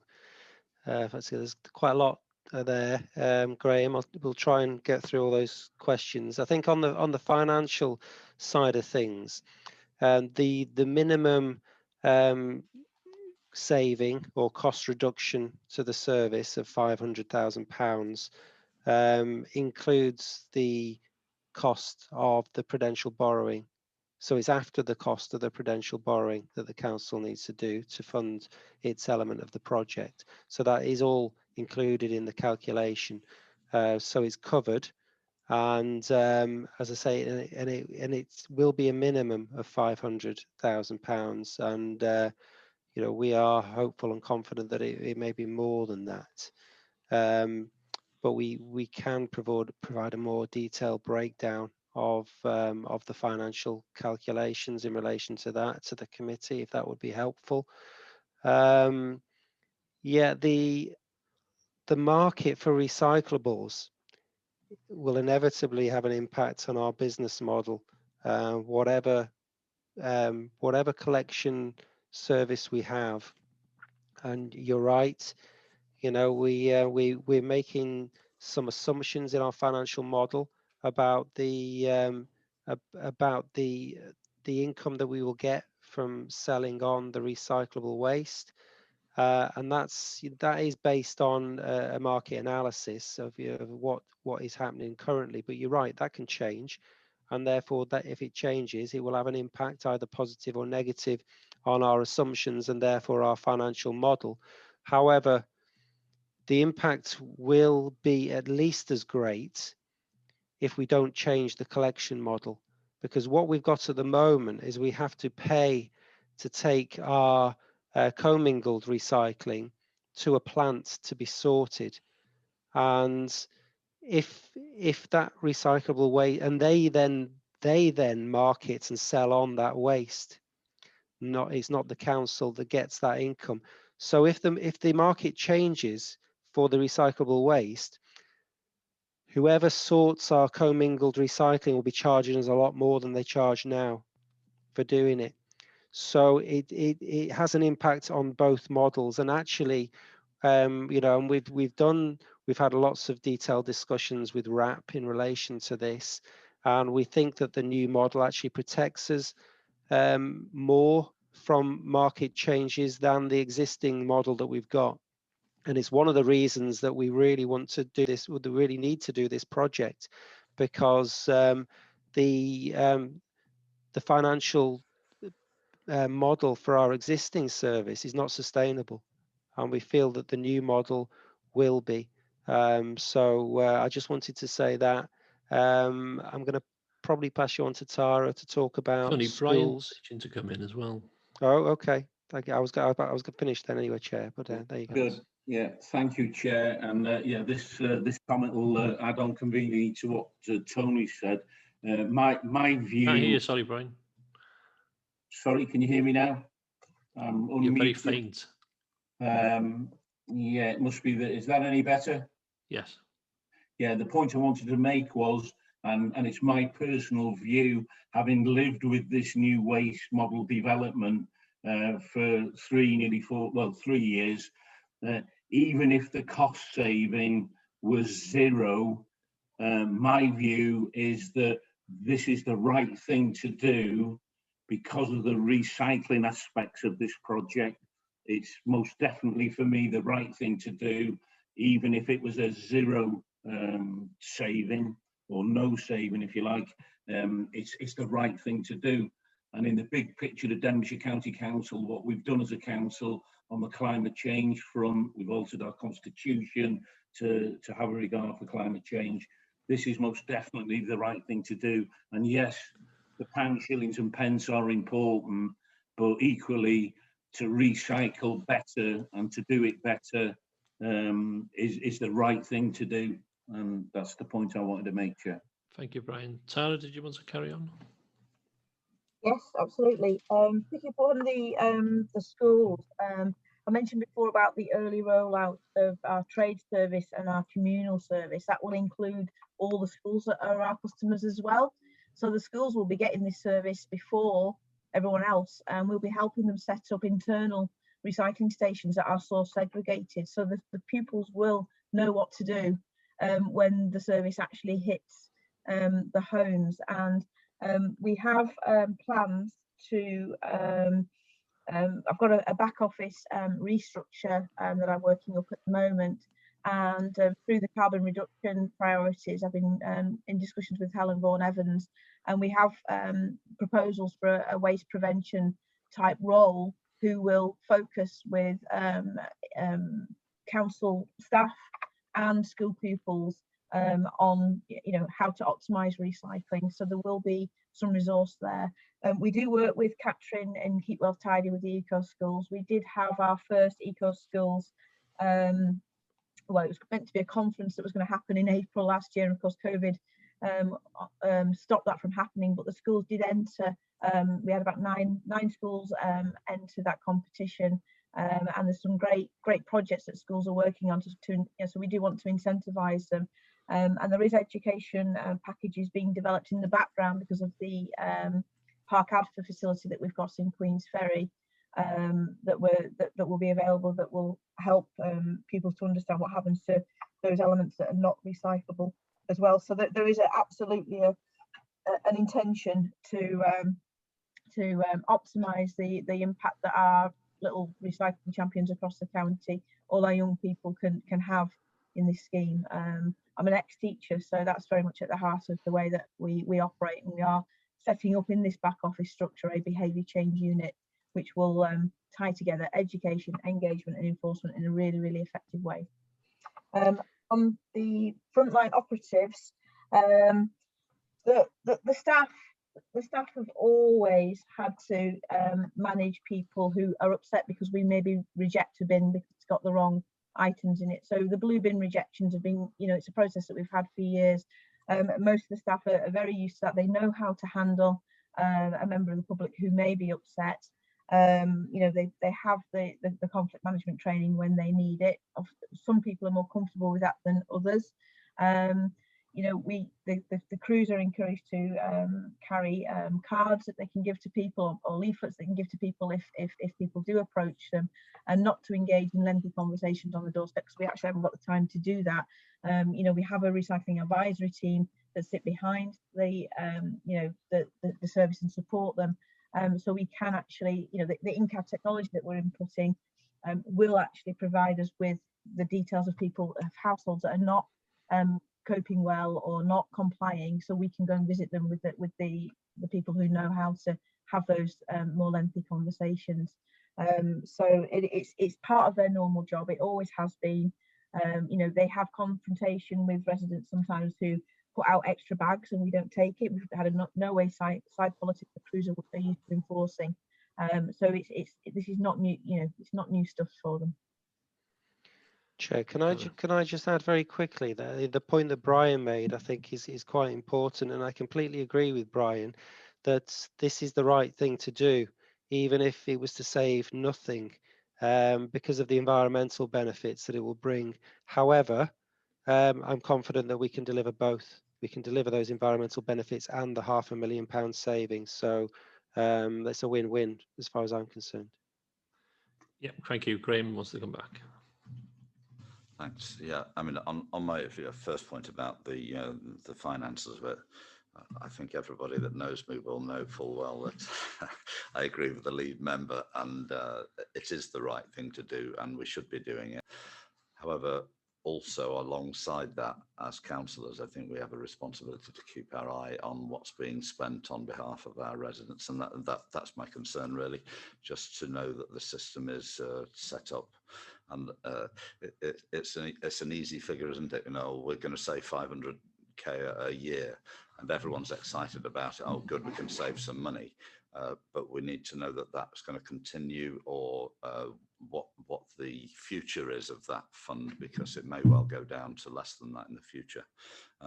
And pleased to hear about the possibility of someone working with schools.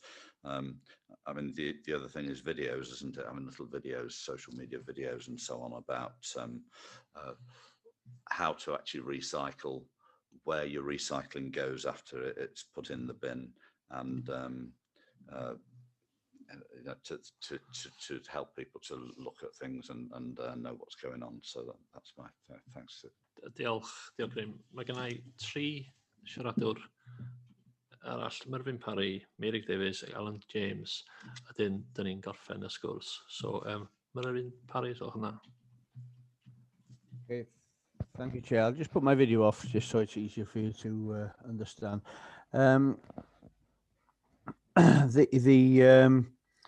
I think we need to be very positive about this change, because you know, we're right to scrutinise the change, but I think we need to be positive about it.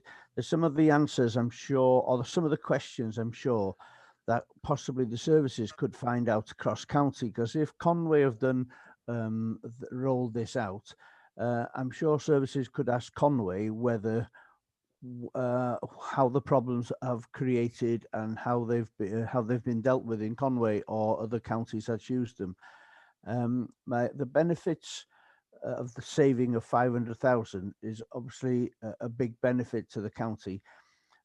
Is the saving of this money identified to where it will go and what it will be spent on that saving of 500,000 or more, if Tony thinks he can make more for us?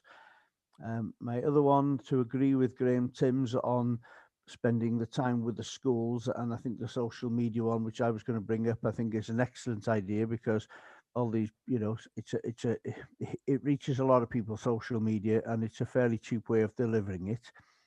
And possibly, Tara, with maybe the trials bit for community scrutiny members, possibly by the time we get everything set up, we might be meeting in person by then, and possibly you could maybe bring the boxes or something similar to us in a community scrutiny meeting and show us how the things work there, rather than having to deliver them out. And because there's a cost in doing what a trial is done, and possibly just having them and showing us how they will work would maybe help us to be able to tell our residents what we're actually seeing.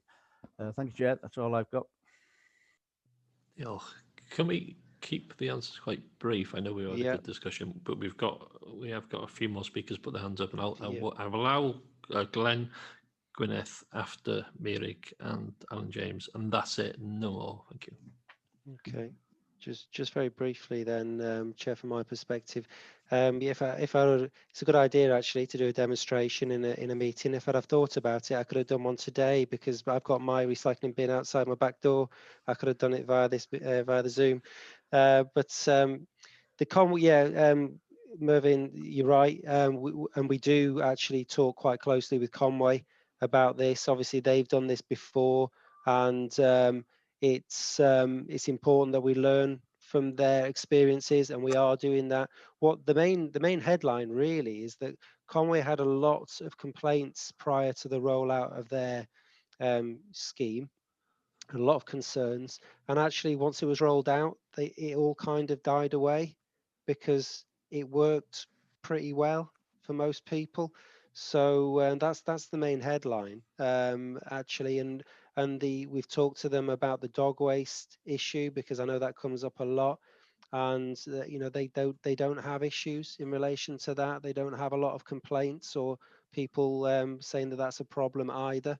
So I think that's positive, you know, that we can take some assurance from that. sorry, I can't remember what you said about the 500,000. It's yeah, that other than it was important that we. Oh, where was it going to go? Sorry, I remember the question now. Yeah. I can't.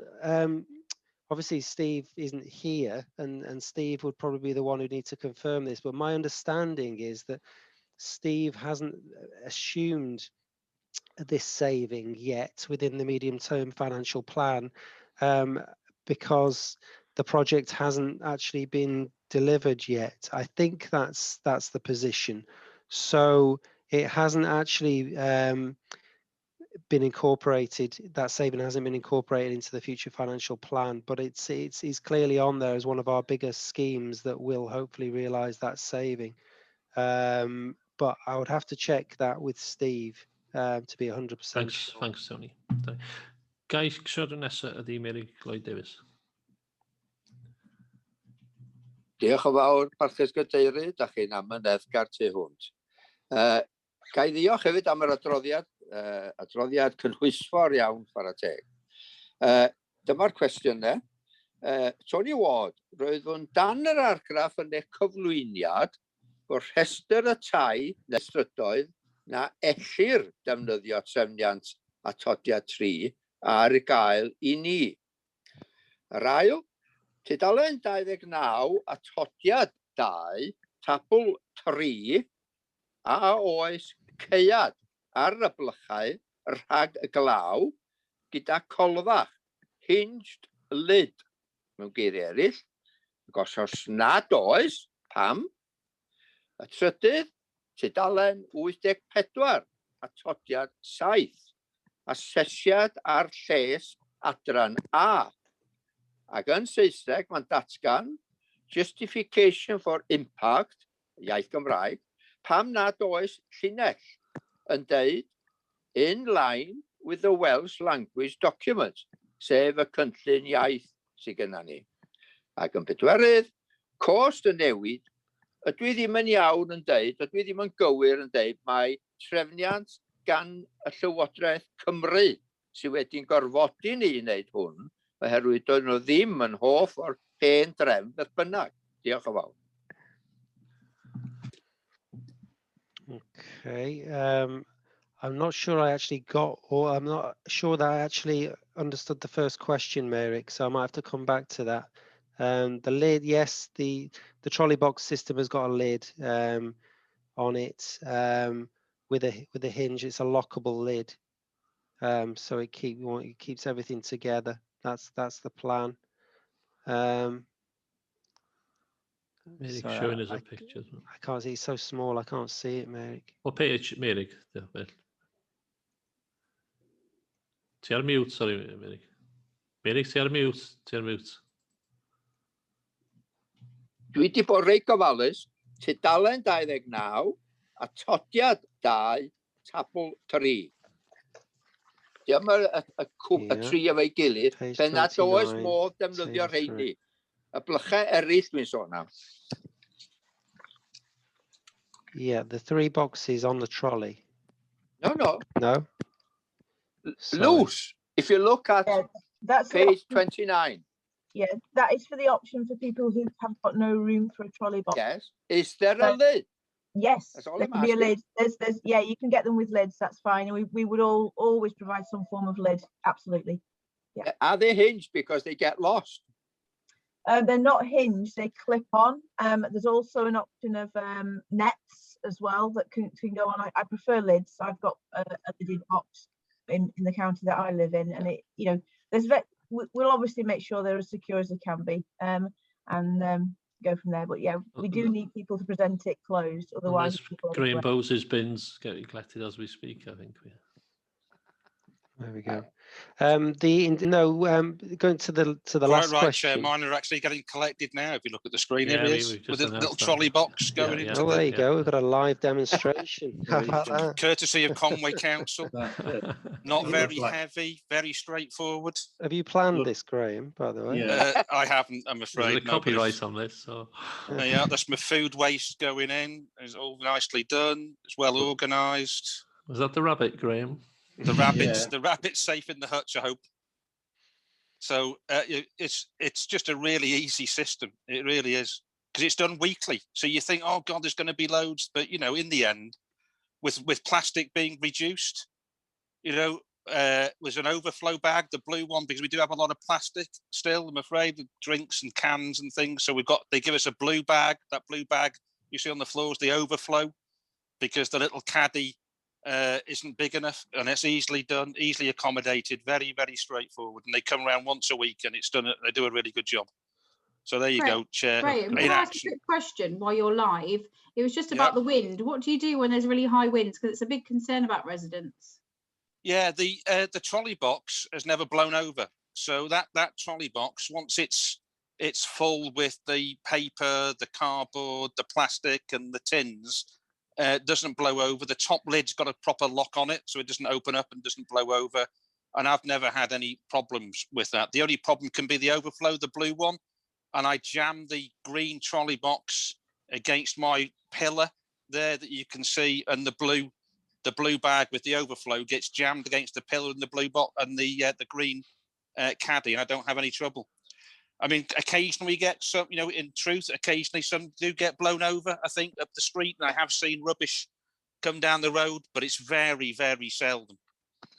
And what we would be sorry to interrupt your meeting, right. Chair, but it was just right outside my front door. I couldn't resist it. Very impressed, Graham. Yeah. What we would recommend people to do is not put the bin out, you know, the night before. Put it out in the morning if they can, particularly if it's very windy. You know, blue bins can blow over all the time if it's really, really windy.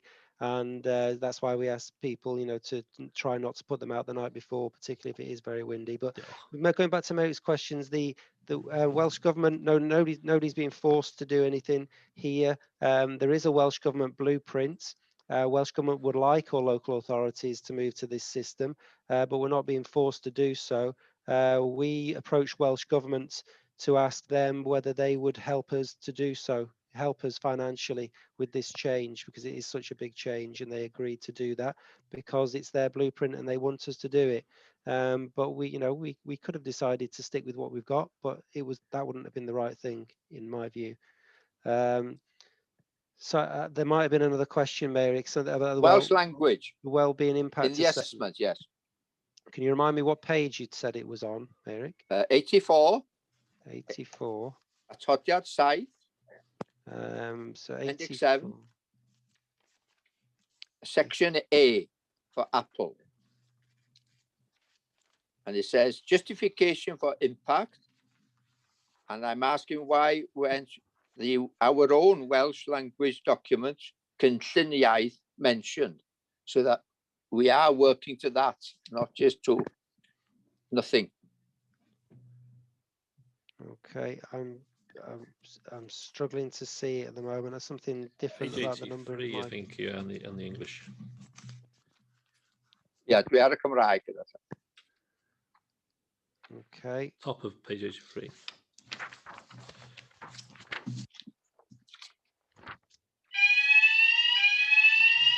I might have to come back to you on this, Merrick, when we've got more time to. I can't find the section. Yeah. The meeting for the minute. We've just got an alarm practice, I think.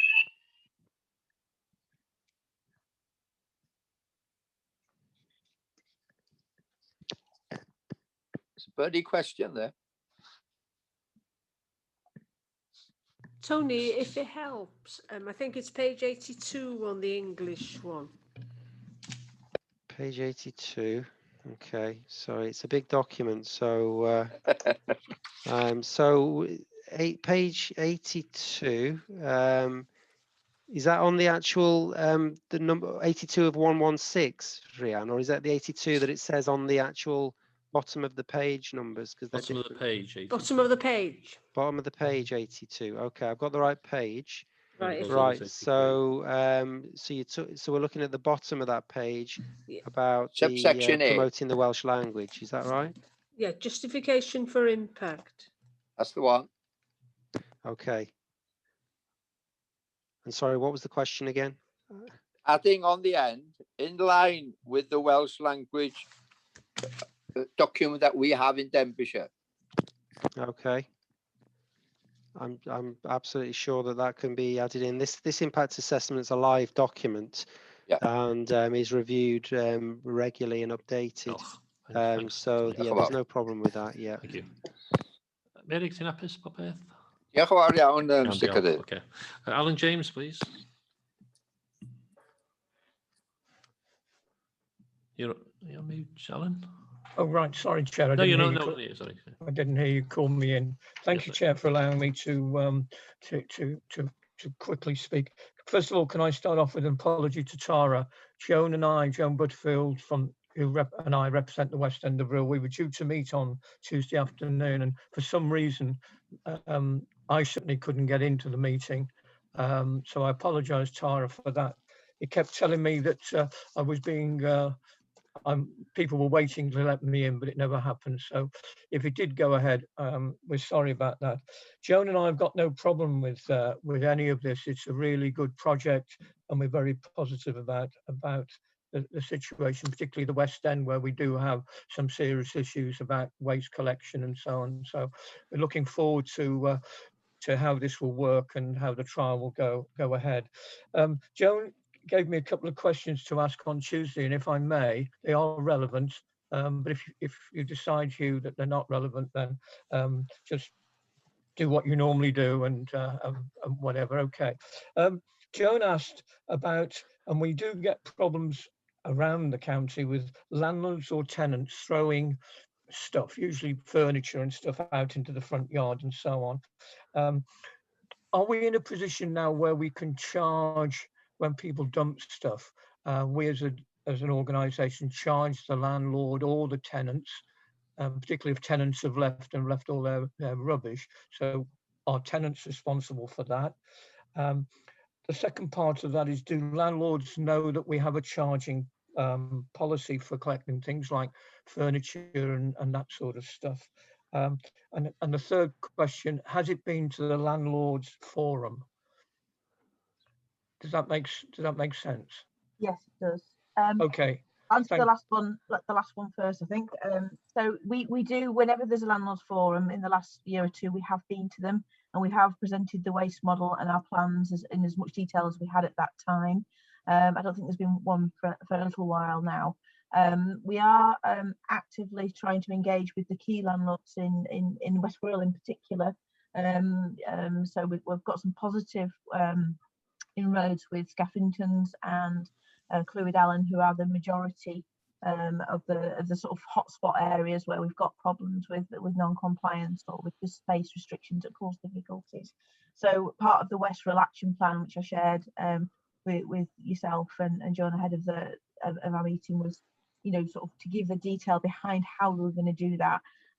There is a landlord licensing scheme for certain properties, and there are now, in the revision of that licensing scheme, there are additional requirements around the waste collection service. So that makes sure that landlords have got to make sure that the residents have got the right recycling and waste containers in the property when they get there. It's their responsibility to do that.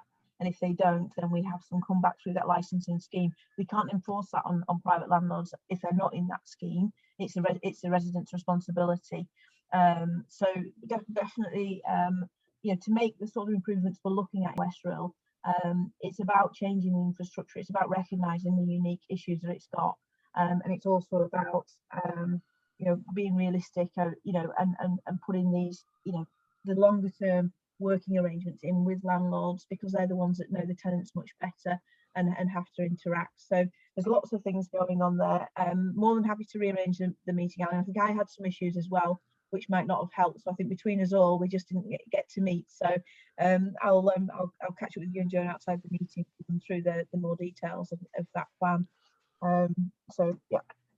Thanks, Sarah. Alan, happy? Yeah, thanks very much, and thanks, Tara, for that. Yeah, we'll catch up. Thanks. Next, sorry. Thanks. Can I just tell you, Chair, that I'm now leaving the meeting. I've got another meeting, Alan. so just to let you know that it's been a very good meeting, and I'm really pleased to you allowed me to speak. Thank you. Thank you, Glenn, and within Gwyneth. Diolch.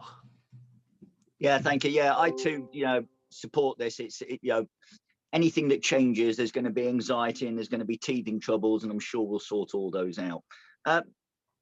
Tony's probably, you know, because he mentioned this before, you know, there's a high pressure gas pipeline that runs down the Glyg Road, which is where the new waste recycling plant in Denby is going to be.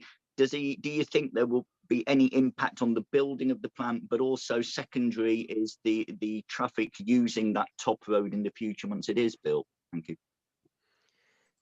Okay, thanks, Glenn. No, the issue has been dealt with in terms of the depot.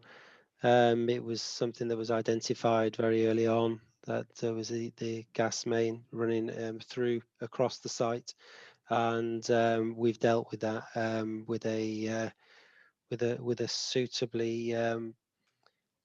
suitable concrete base, which means that we're able to proceed with it. So it's not an issue. It's it's been dealt with, and it's been one of the things that the design team has worked very hard to overcome. Can I just come back? Yeah, the traffic. Thank you. Yeah, no, we won't have an impact on that. The only thing is, and you know, it kind of goes on to a different discussion and goes into the one we were having at the Denby Mag meeting about the Glyg Road. That, you know, that main runs across the whole length of that road, and it's causing us a few problems in terms of what we wanted to do in terms of widening that road and resurfacing it. But again, that's a challenge we're currently having to work with and overcome. But it won't cause any issues in terms of the operation of the depot. It's just something from a highways perspective, you know, we'd like to be able to, we prefer if it wasn't there. Thank you, Tony. Happy, Glenn? Thank you. Gwynedd, Sohna? Diolch yn fawr iawn. Graham was mentioning putting presumably kitten litter into plastic bags. Are we providing biodegradable bags? And for example, are the green bags used for dog poo, are they biodegradable? That's one. Secondly, schools in Denbighshire. I'm not sure of the current situation, but I do know that in the past, many schools preferred to go to a different operator or different company rather than use the council facilities for disposal of waste and recycling. And charities, at the moment, they are treated the same as businesses. Would there be a possibility of looking at charities and perhaps giving them a cheaper price? And there will be assistance, I take it, as there is now, for those who need assistance, those who are frail or physically unable to move. Diolch. Tony, Tara. Do you want to start on that, Tara? Yeah, the assistance, we have an assisted collections list. We are in the process of refreshing that and revising it to make sure it's up to date, so we don't miss anybody out when we change the system and rounds change and things in a couple of years' time. So that will actually continue as well. The schools, we do actually service the majority of schools in the county, but not all, you're correct. So some choose to go to another operator for whatever reason. It could often sometimes be price. Some of the operators that offer a service, and we've got some good operators in the county, but there are a few that, you know, where the waste is going is not as environmentally, you know, beneficial as perhaps our collection. Our residual waste goes to Park Adfer. It's a brand new energy from waste facility. It manages emissions and gets the best value out of that calorific value of the waste. Whereas some of our competitors, most are not landfilling now, but some are using less environmentally friendly treatment facilities. So it is part of the work of the carbon reduction team working with us in the future to highlight all the benefits of using our service. We will, as I said earlier, probably be the first operator, private or otherwise, in Denbighshire to offer a source segregated recycling service, which is actually the law now, businesses are meant to separate certain materials, yet the private sector is still offering schools and businesses a one collection of residual waste with no recycling whatsoever and saying we'll sort it, you just give it all to us. And that is not legally compliant, and it's not the right thing to do for the environment. So we will be in a position moving forward to have the most environmentally friendly offer. There may be a small price attached to that, but we will obviously, we're not here to profiteer from our businesses or schools. We make a marginal profit on our service overall. The trade waste review done recently, that margin is around about sort of 12%, 12 to 16 depending on which service, which should be expected, and that helps to offset the other things that we do. The biodegradable bags, we haven't actually replenished we have given away previously across the council poo bags, and they have in the past been plastic, not biodegradable. We haven't actually bought any for quite some time because large stocks were ordered several years ago, and I don't think we haven't really looked at that again. It's not something, as a service, we won't be providing poo bags and cat litter bags for householders. That is their responsibility as animal owners to do that. But if we ever need to buy poo bags again that we give out as part of our enforcement activities and education activities, then we will be looking at a biodegradable option. And of course, our food waste green bags are biodegradable. Well, they're actually compostable. Give him a little bit of food. It's rusty. Sorry? I think it was a bit of background noise, Sarah. Okay, apologies. Did you all hear that? So, Okay. no, sorry, that was my husband. Yeah. Ti'n hapus efo ateb? I didn't answer the charity question. No.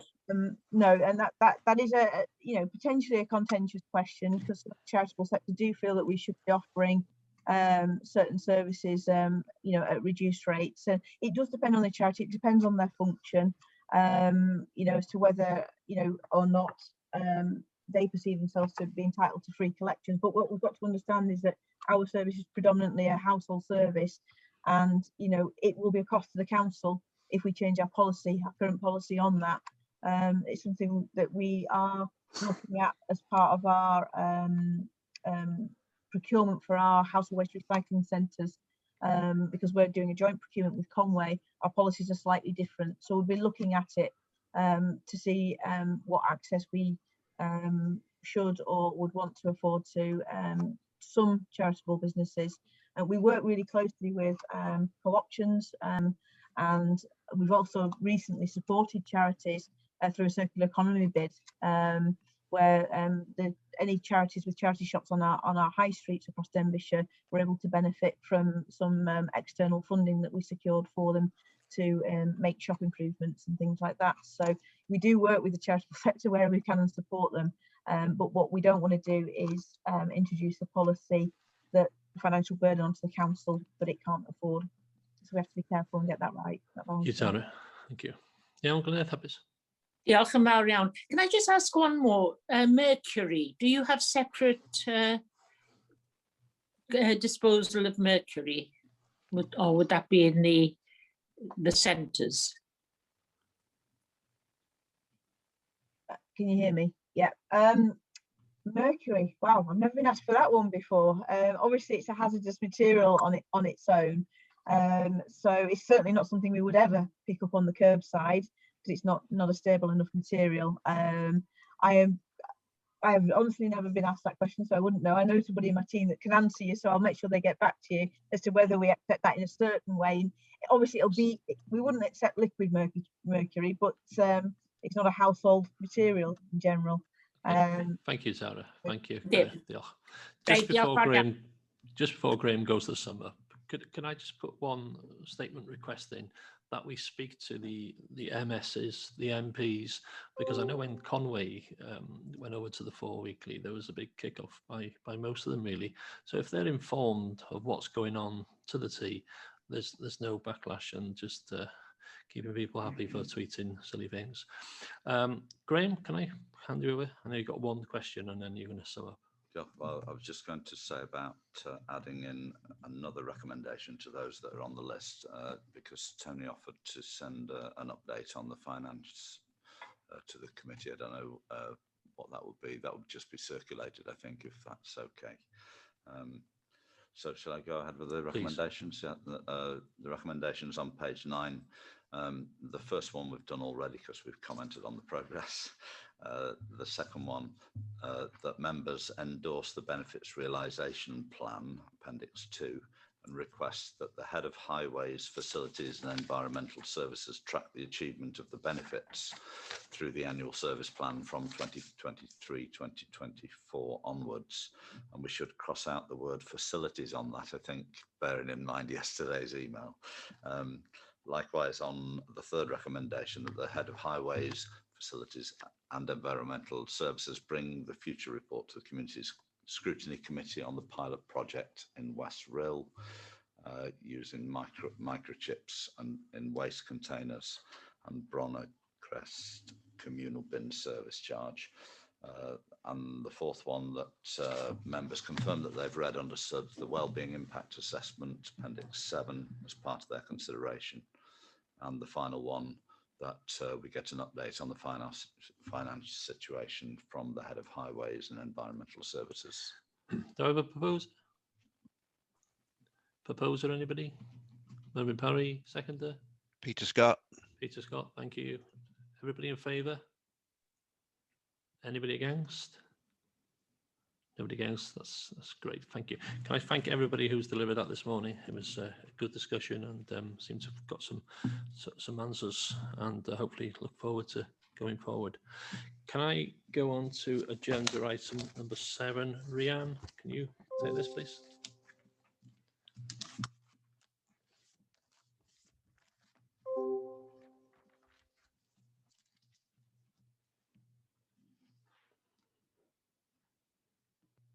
Ie, dyma chadroddiad y rhaglen waith arferol chi. Jyst chydig o bwyntiau dyn eich sylw chi atyn nhw, deud y gwir. Ar dudalen 103 yn atodiad 1, mae rhaglen waith y Pwyllgor fel mae'n sefyll ar hyn o bryd. Ac yn paragraff 4.8, dwi'n sôn yn fanna am ddau adroddiad yn ymwneud â llifogydd oeddech chi fod i gael ei derbyn heddiw yn y cyfarfod yma, ond mi gawson ni gais gan swyddogion ar ran Cyfoeth Naturiol Cymru pan ofynnwyd i'r cyflwyniadau yma gael ei ohirio. Mae'n cyntaf yn ymwneud â'r ymchwiliad i lifogydd Chwefror 2020. Dwi wedi roed yn yr adroddiad 2021 ond 2020 ydy hwnna. A'r adroddiad ganddyn nhw i ddod rwan ym mis Gorffennaf yn hytrach na mis yma. So maen nhw fod ar trac i ddod â hwnna i chi mis Gorffennaf.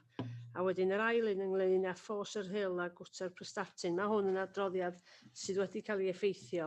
Mae'r gwaith dim ond wedi cael ei effeithio gan y Covid, ond da ni yn gobeithio byddwn nhw'n gallu dod â hwnna rwan ym mis Medi 2001.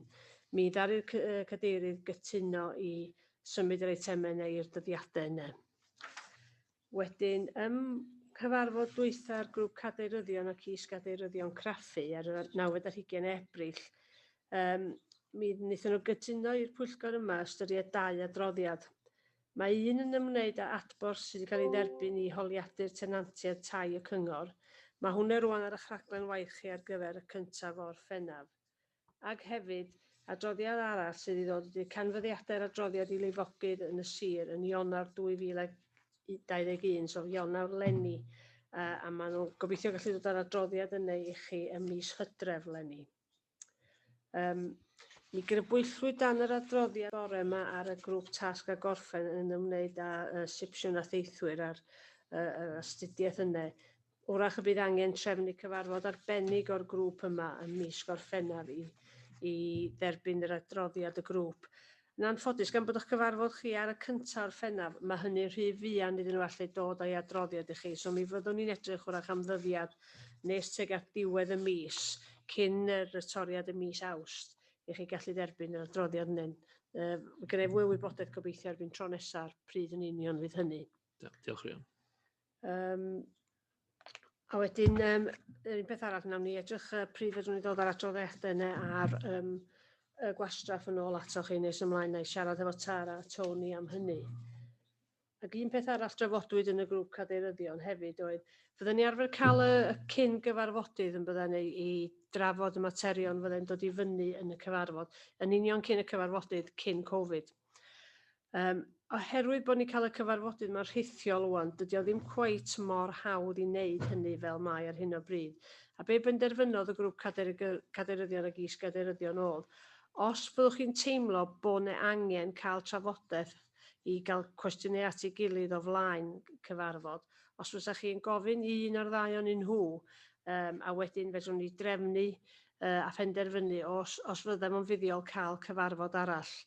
Y broblem ydy, gan bod rhain o'n i'n y siambr yn fan hyn, a mae'n rhain ma'n gynnar yn gosod y lle yn barod, fysa'r rhaid i'r cyfarfod ynnw, i bobl sy'n ymuno yn rhithiol o fama, gael ei gynnal mewn stafell arall, a rhoi digon o amser a digon o doriad rhwng un cyfarfod a'r llall i gael pawb i fewn ar amser. So mi fysa fo'n golygu cael un cyfarfod byr wrach am 9 o gloch a gorffen am 8:30 fel bod ni'n gwneud siŵr bod pawb arall i mewn yn y cyfarfod erbyn 10 o gloch. Dwi'n gobeithio bod hynny'n gwneud synnwyr. Diolch, Rhian. Ie, diolch. A dwi'n meddwl bod ni'n hapus i cymryd y cyfarfod yna cyn y toriad y blwyddyn hefyd. Ac mae'n anodd, sy'n pwynt cymryd rhywbeth i'r sgrwtini if the gwaith y papur ddim yna. Dyna pam dyn ni'n pwysio beth yn ôl. So, ie, diolch ti, Rhian, bob peth. Iawn, Rhian, ti'n hapus? No, ti'n great, iawn, diolch. Number 8 on the agenda, feedback from committee representatives. I met with the flood group. That's ongoing. We want one meeting. We've got another meeting planned to go on.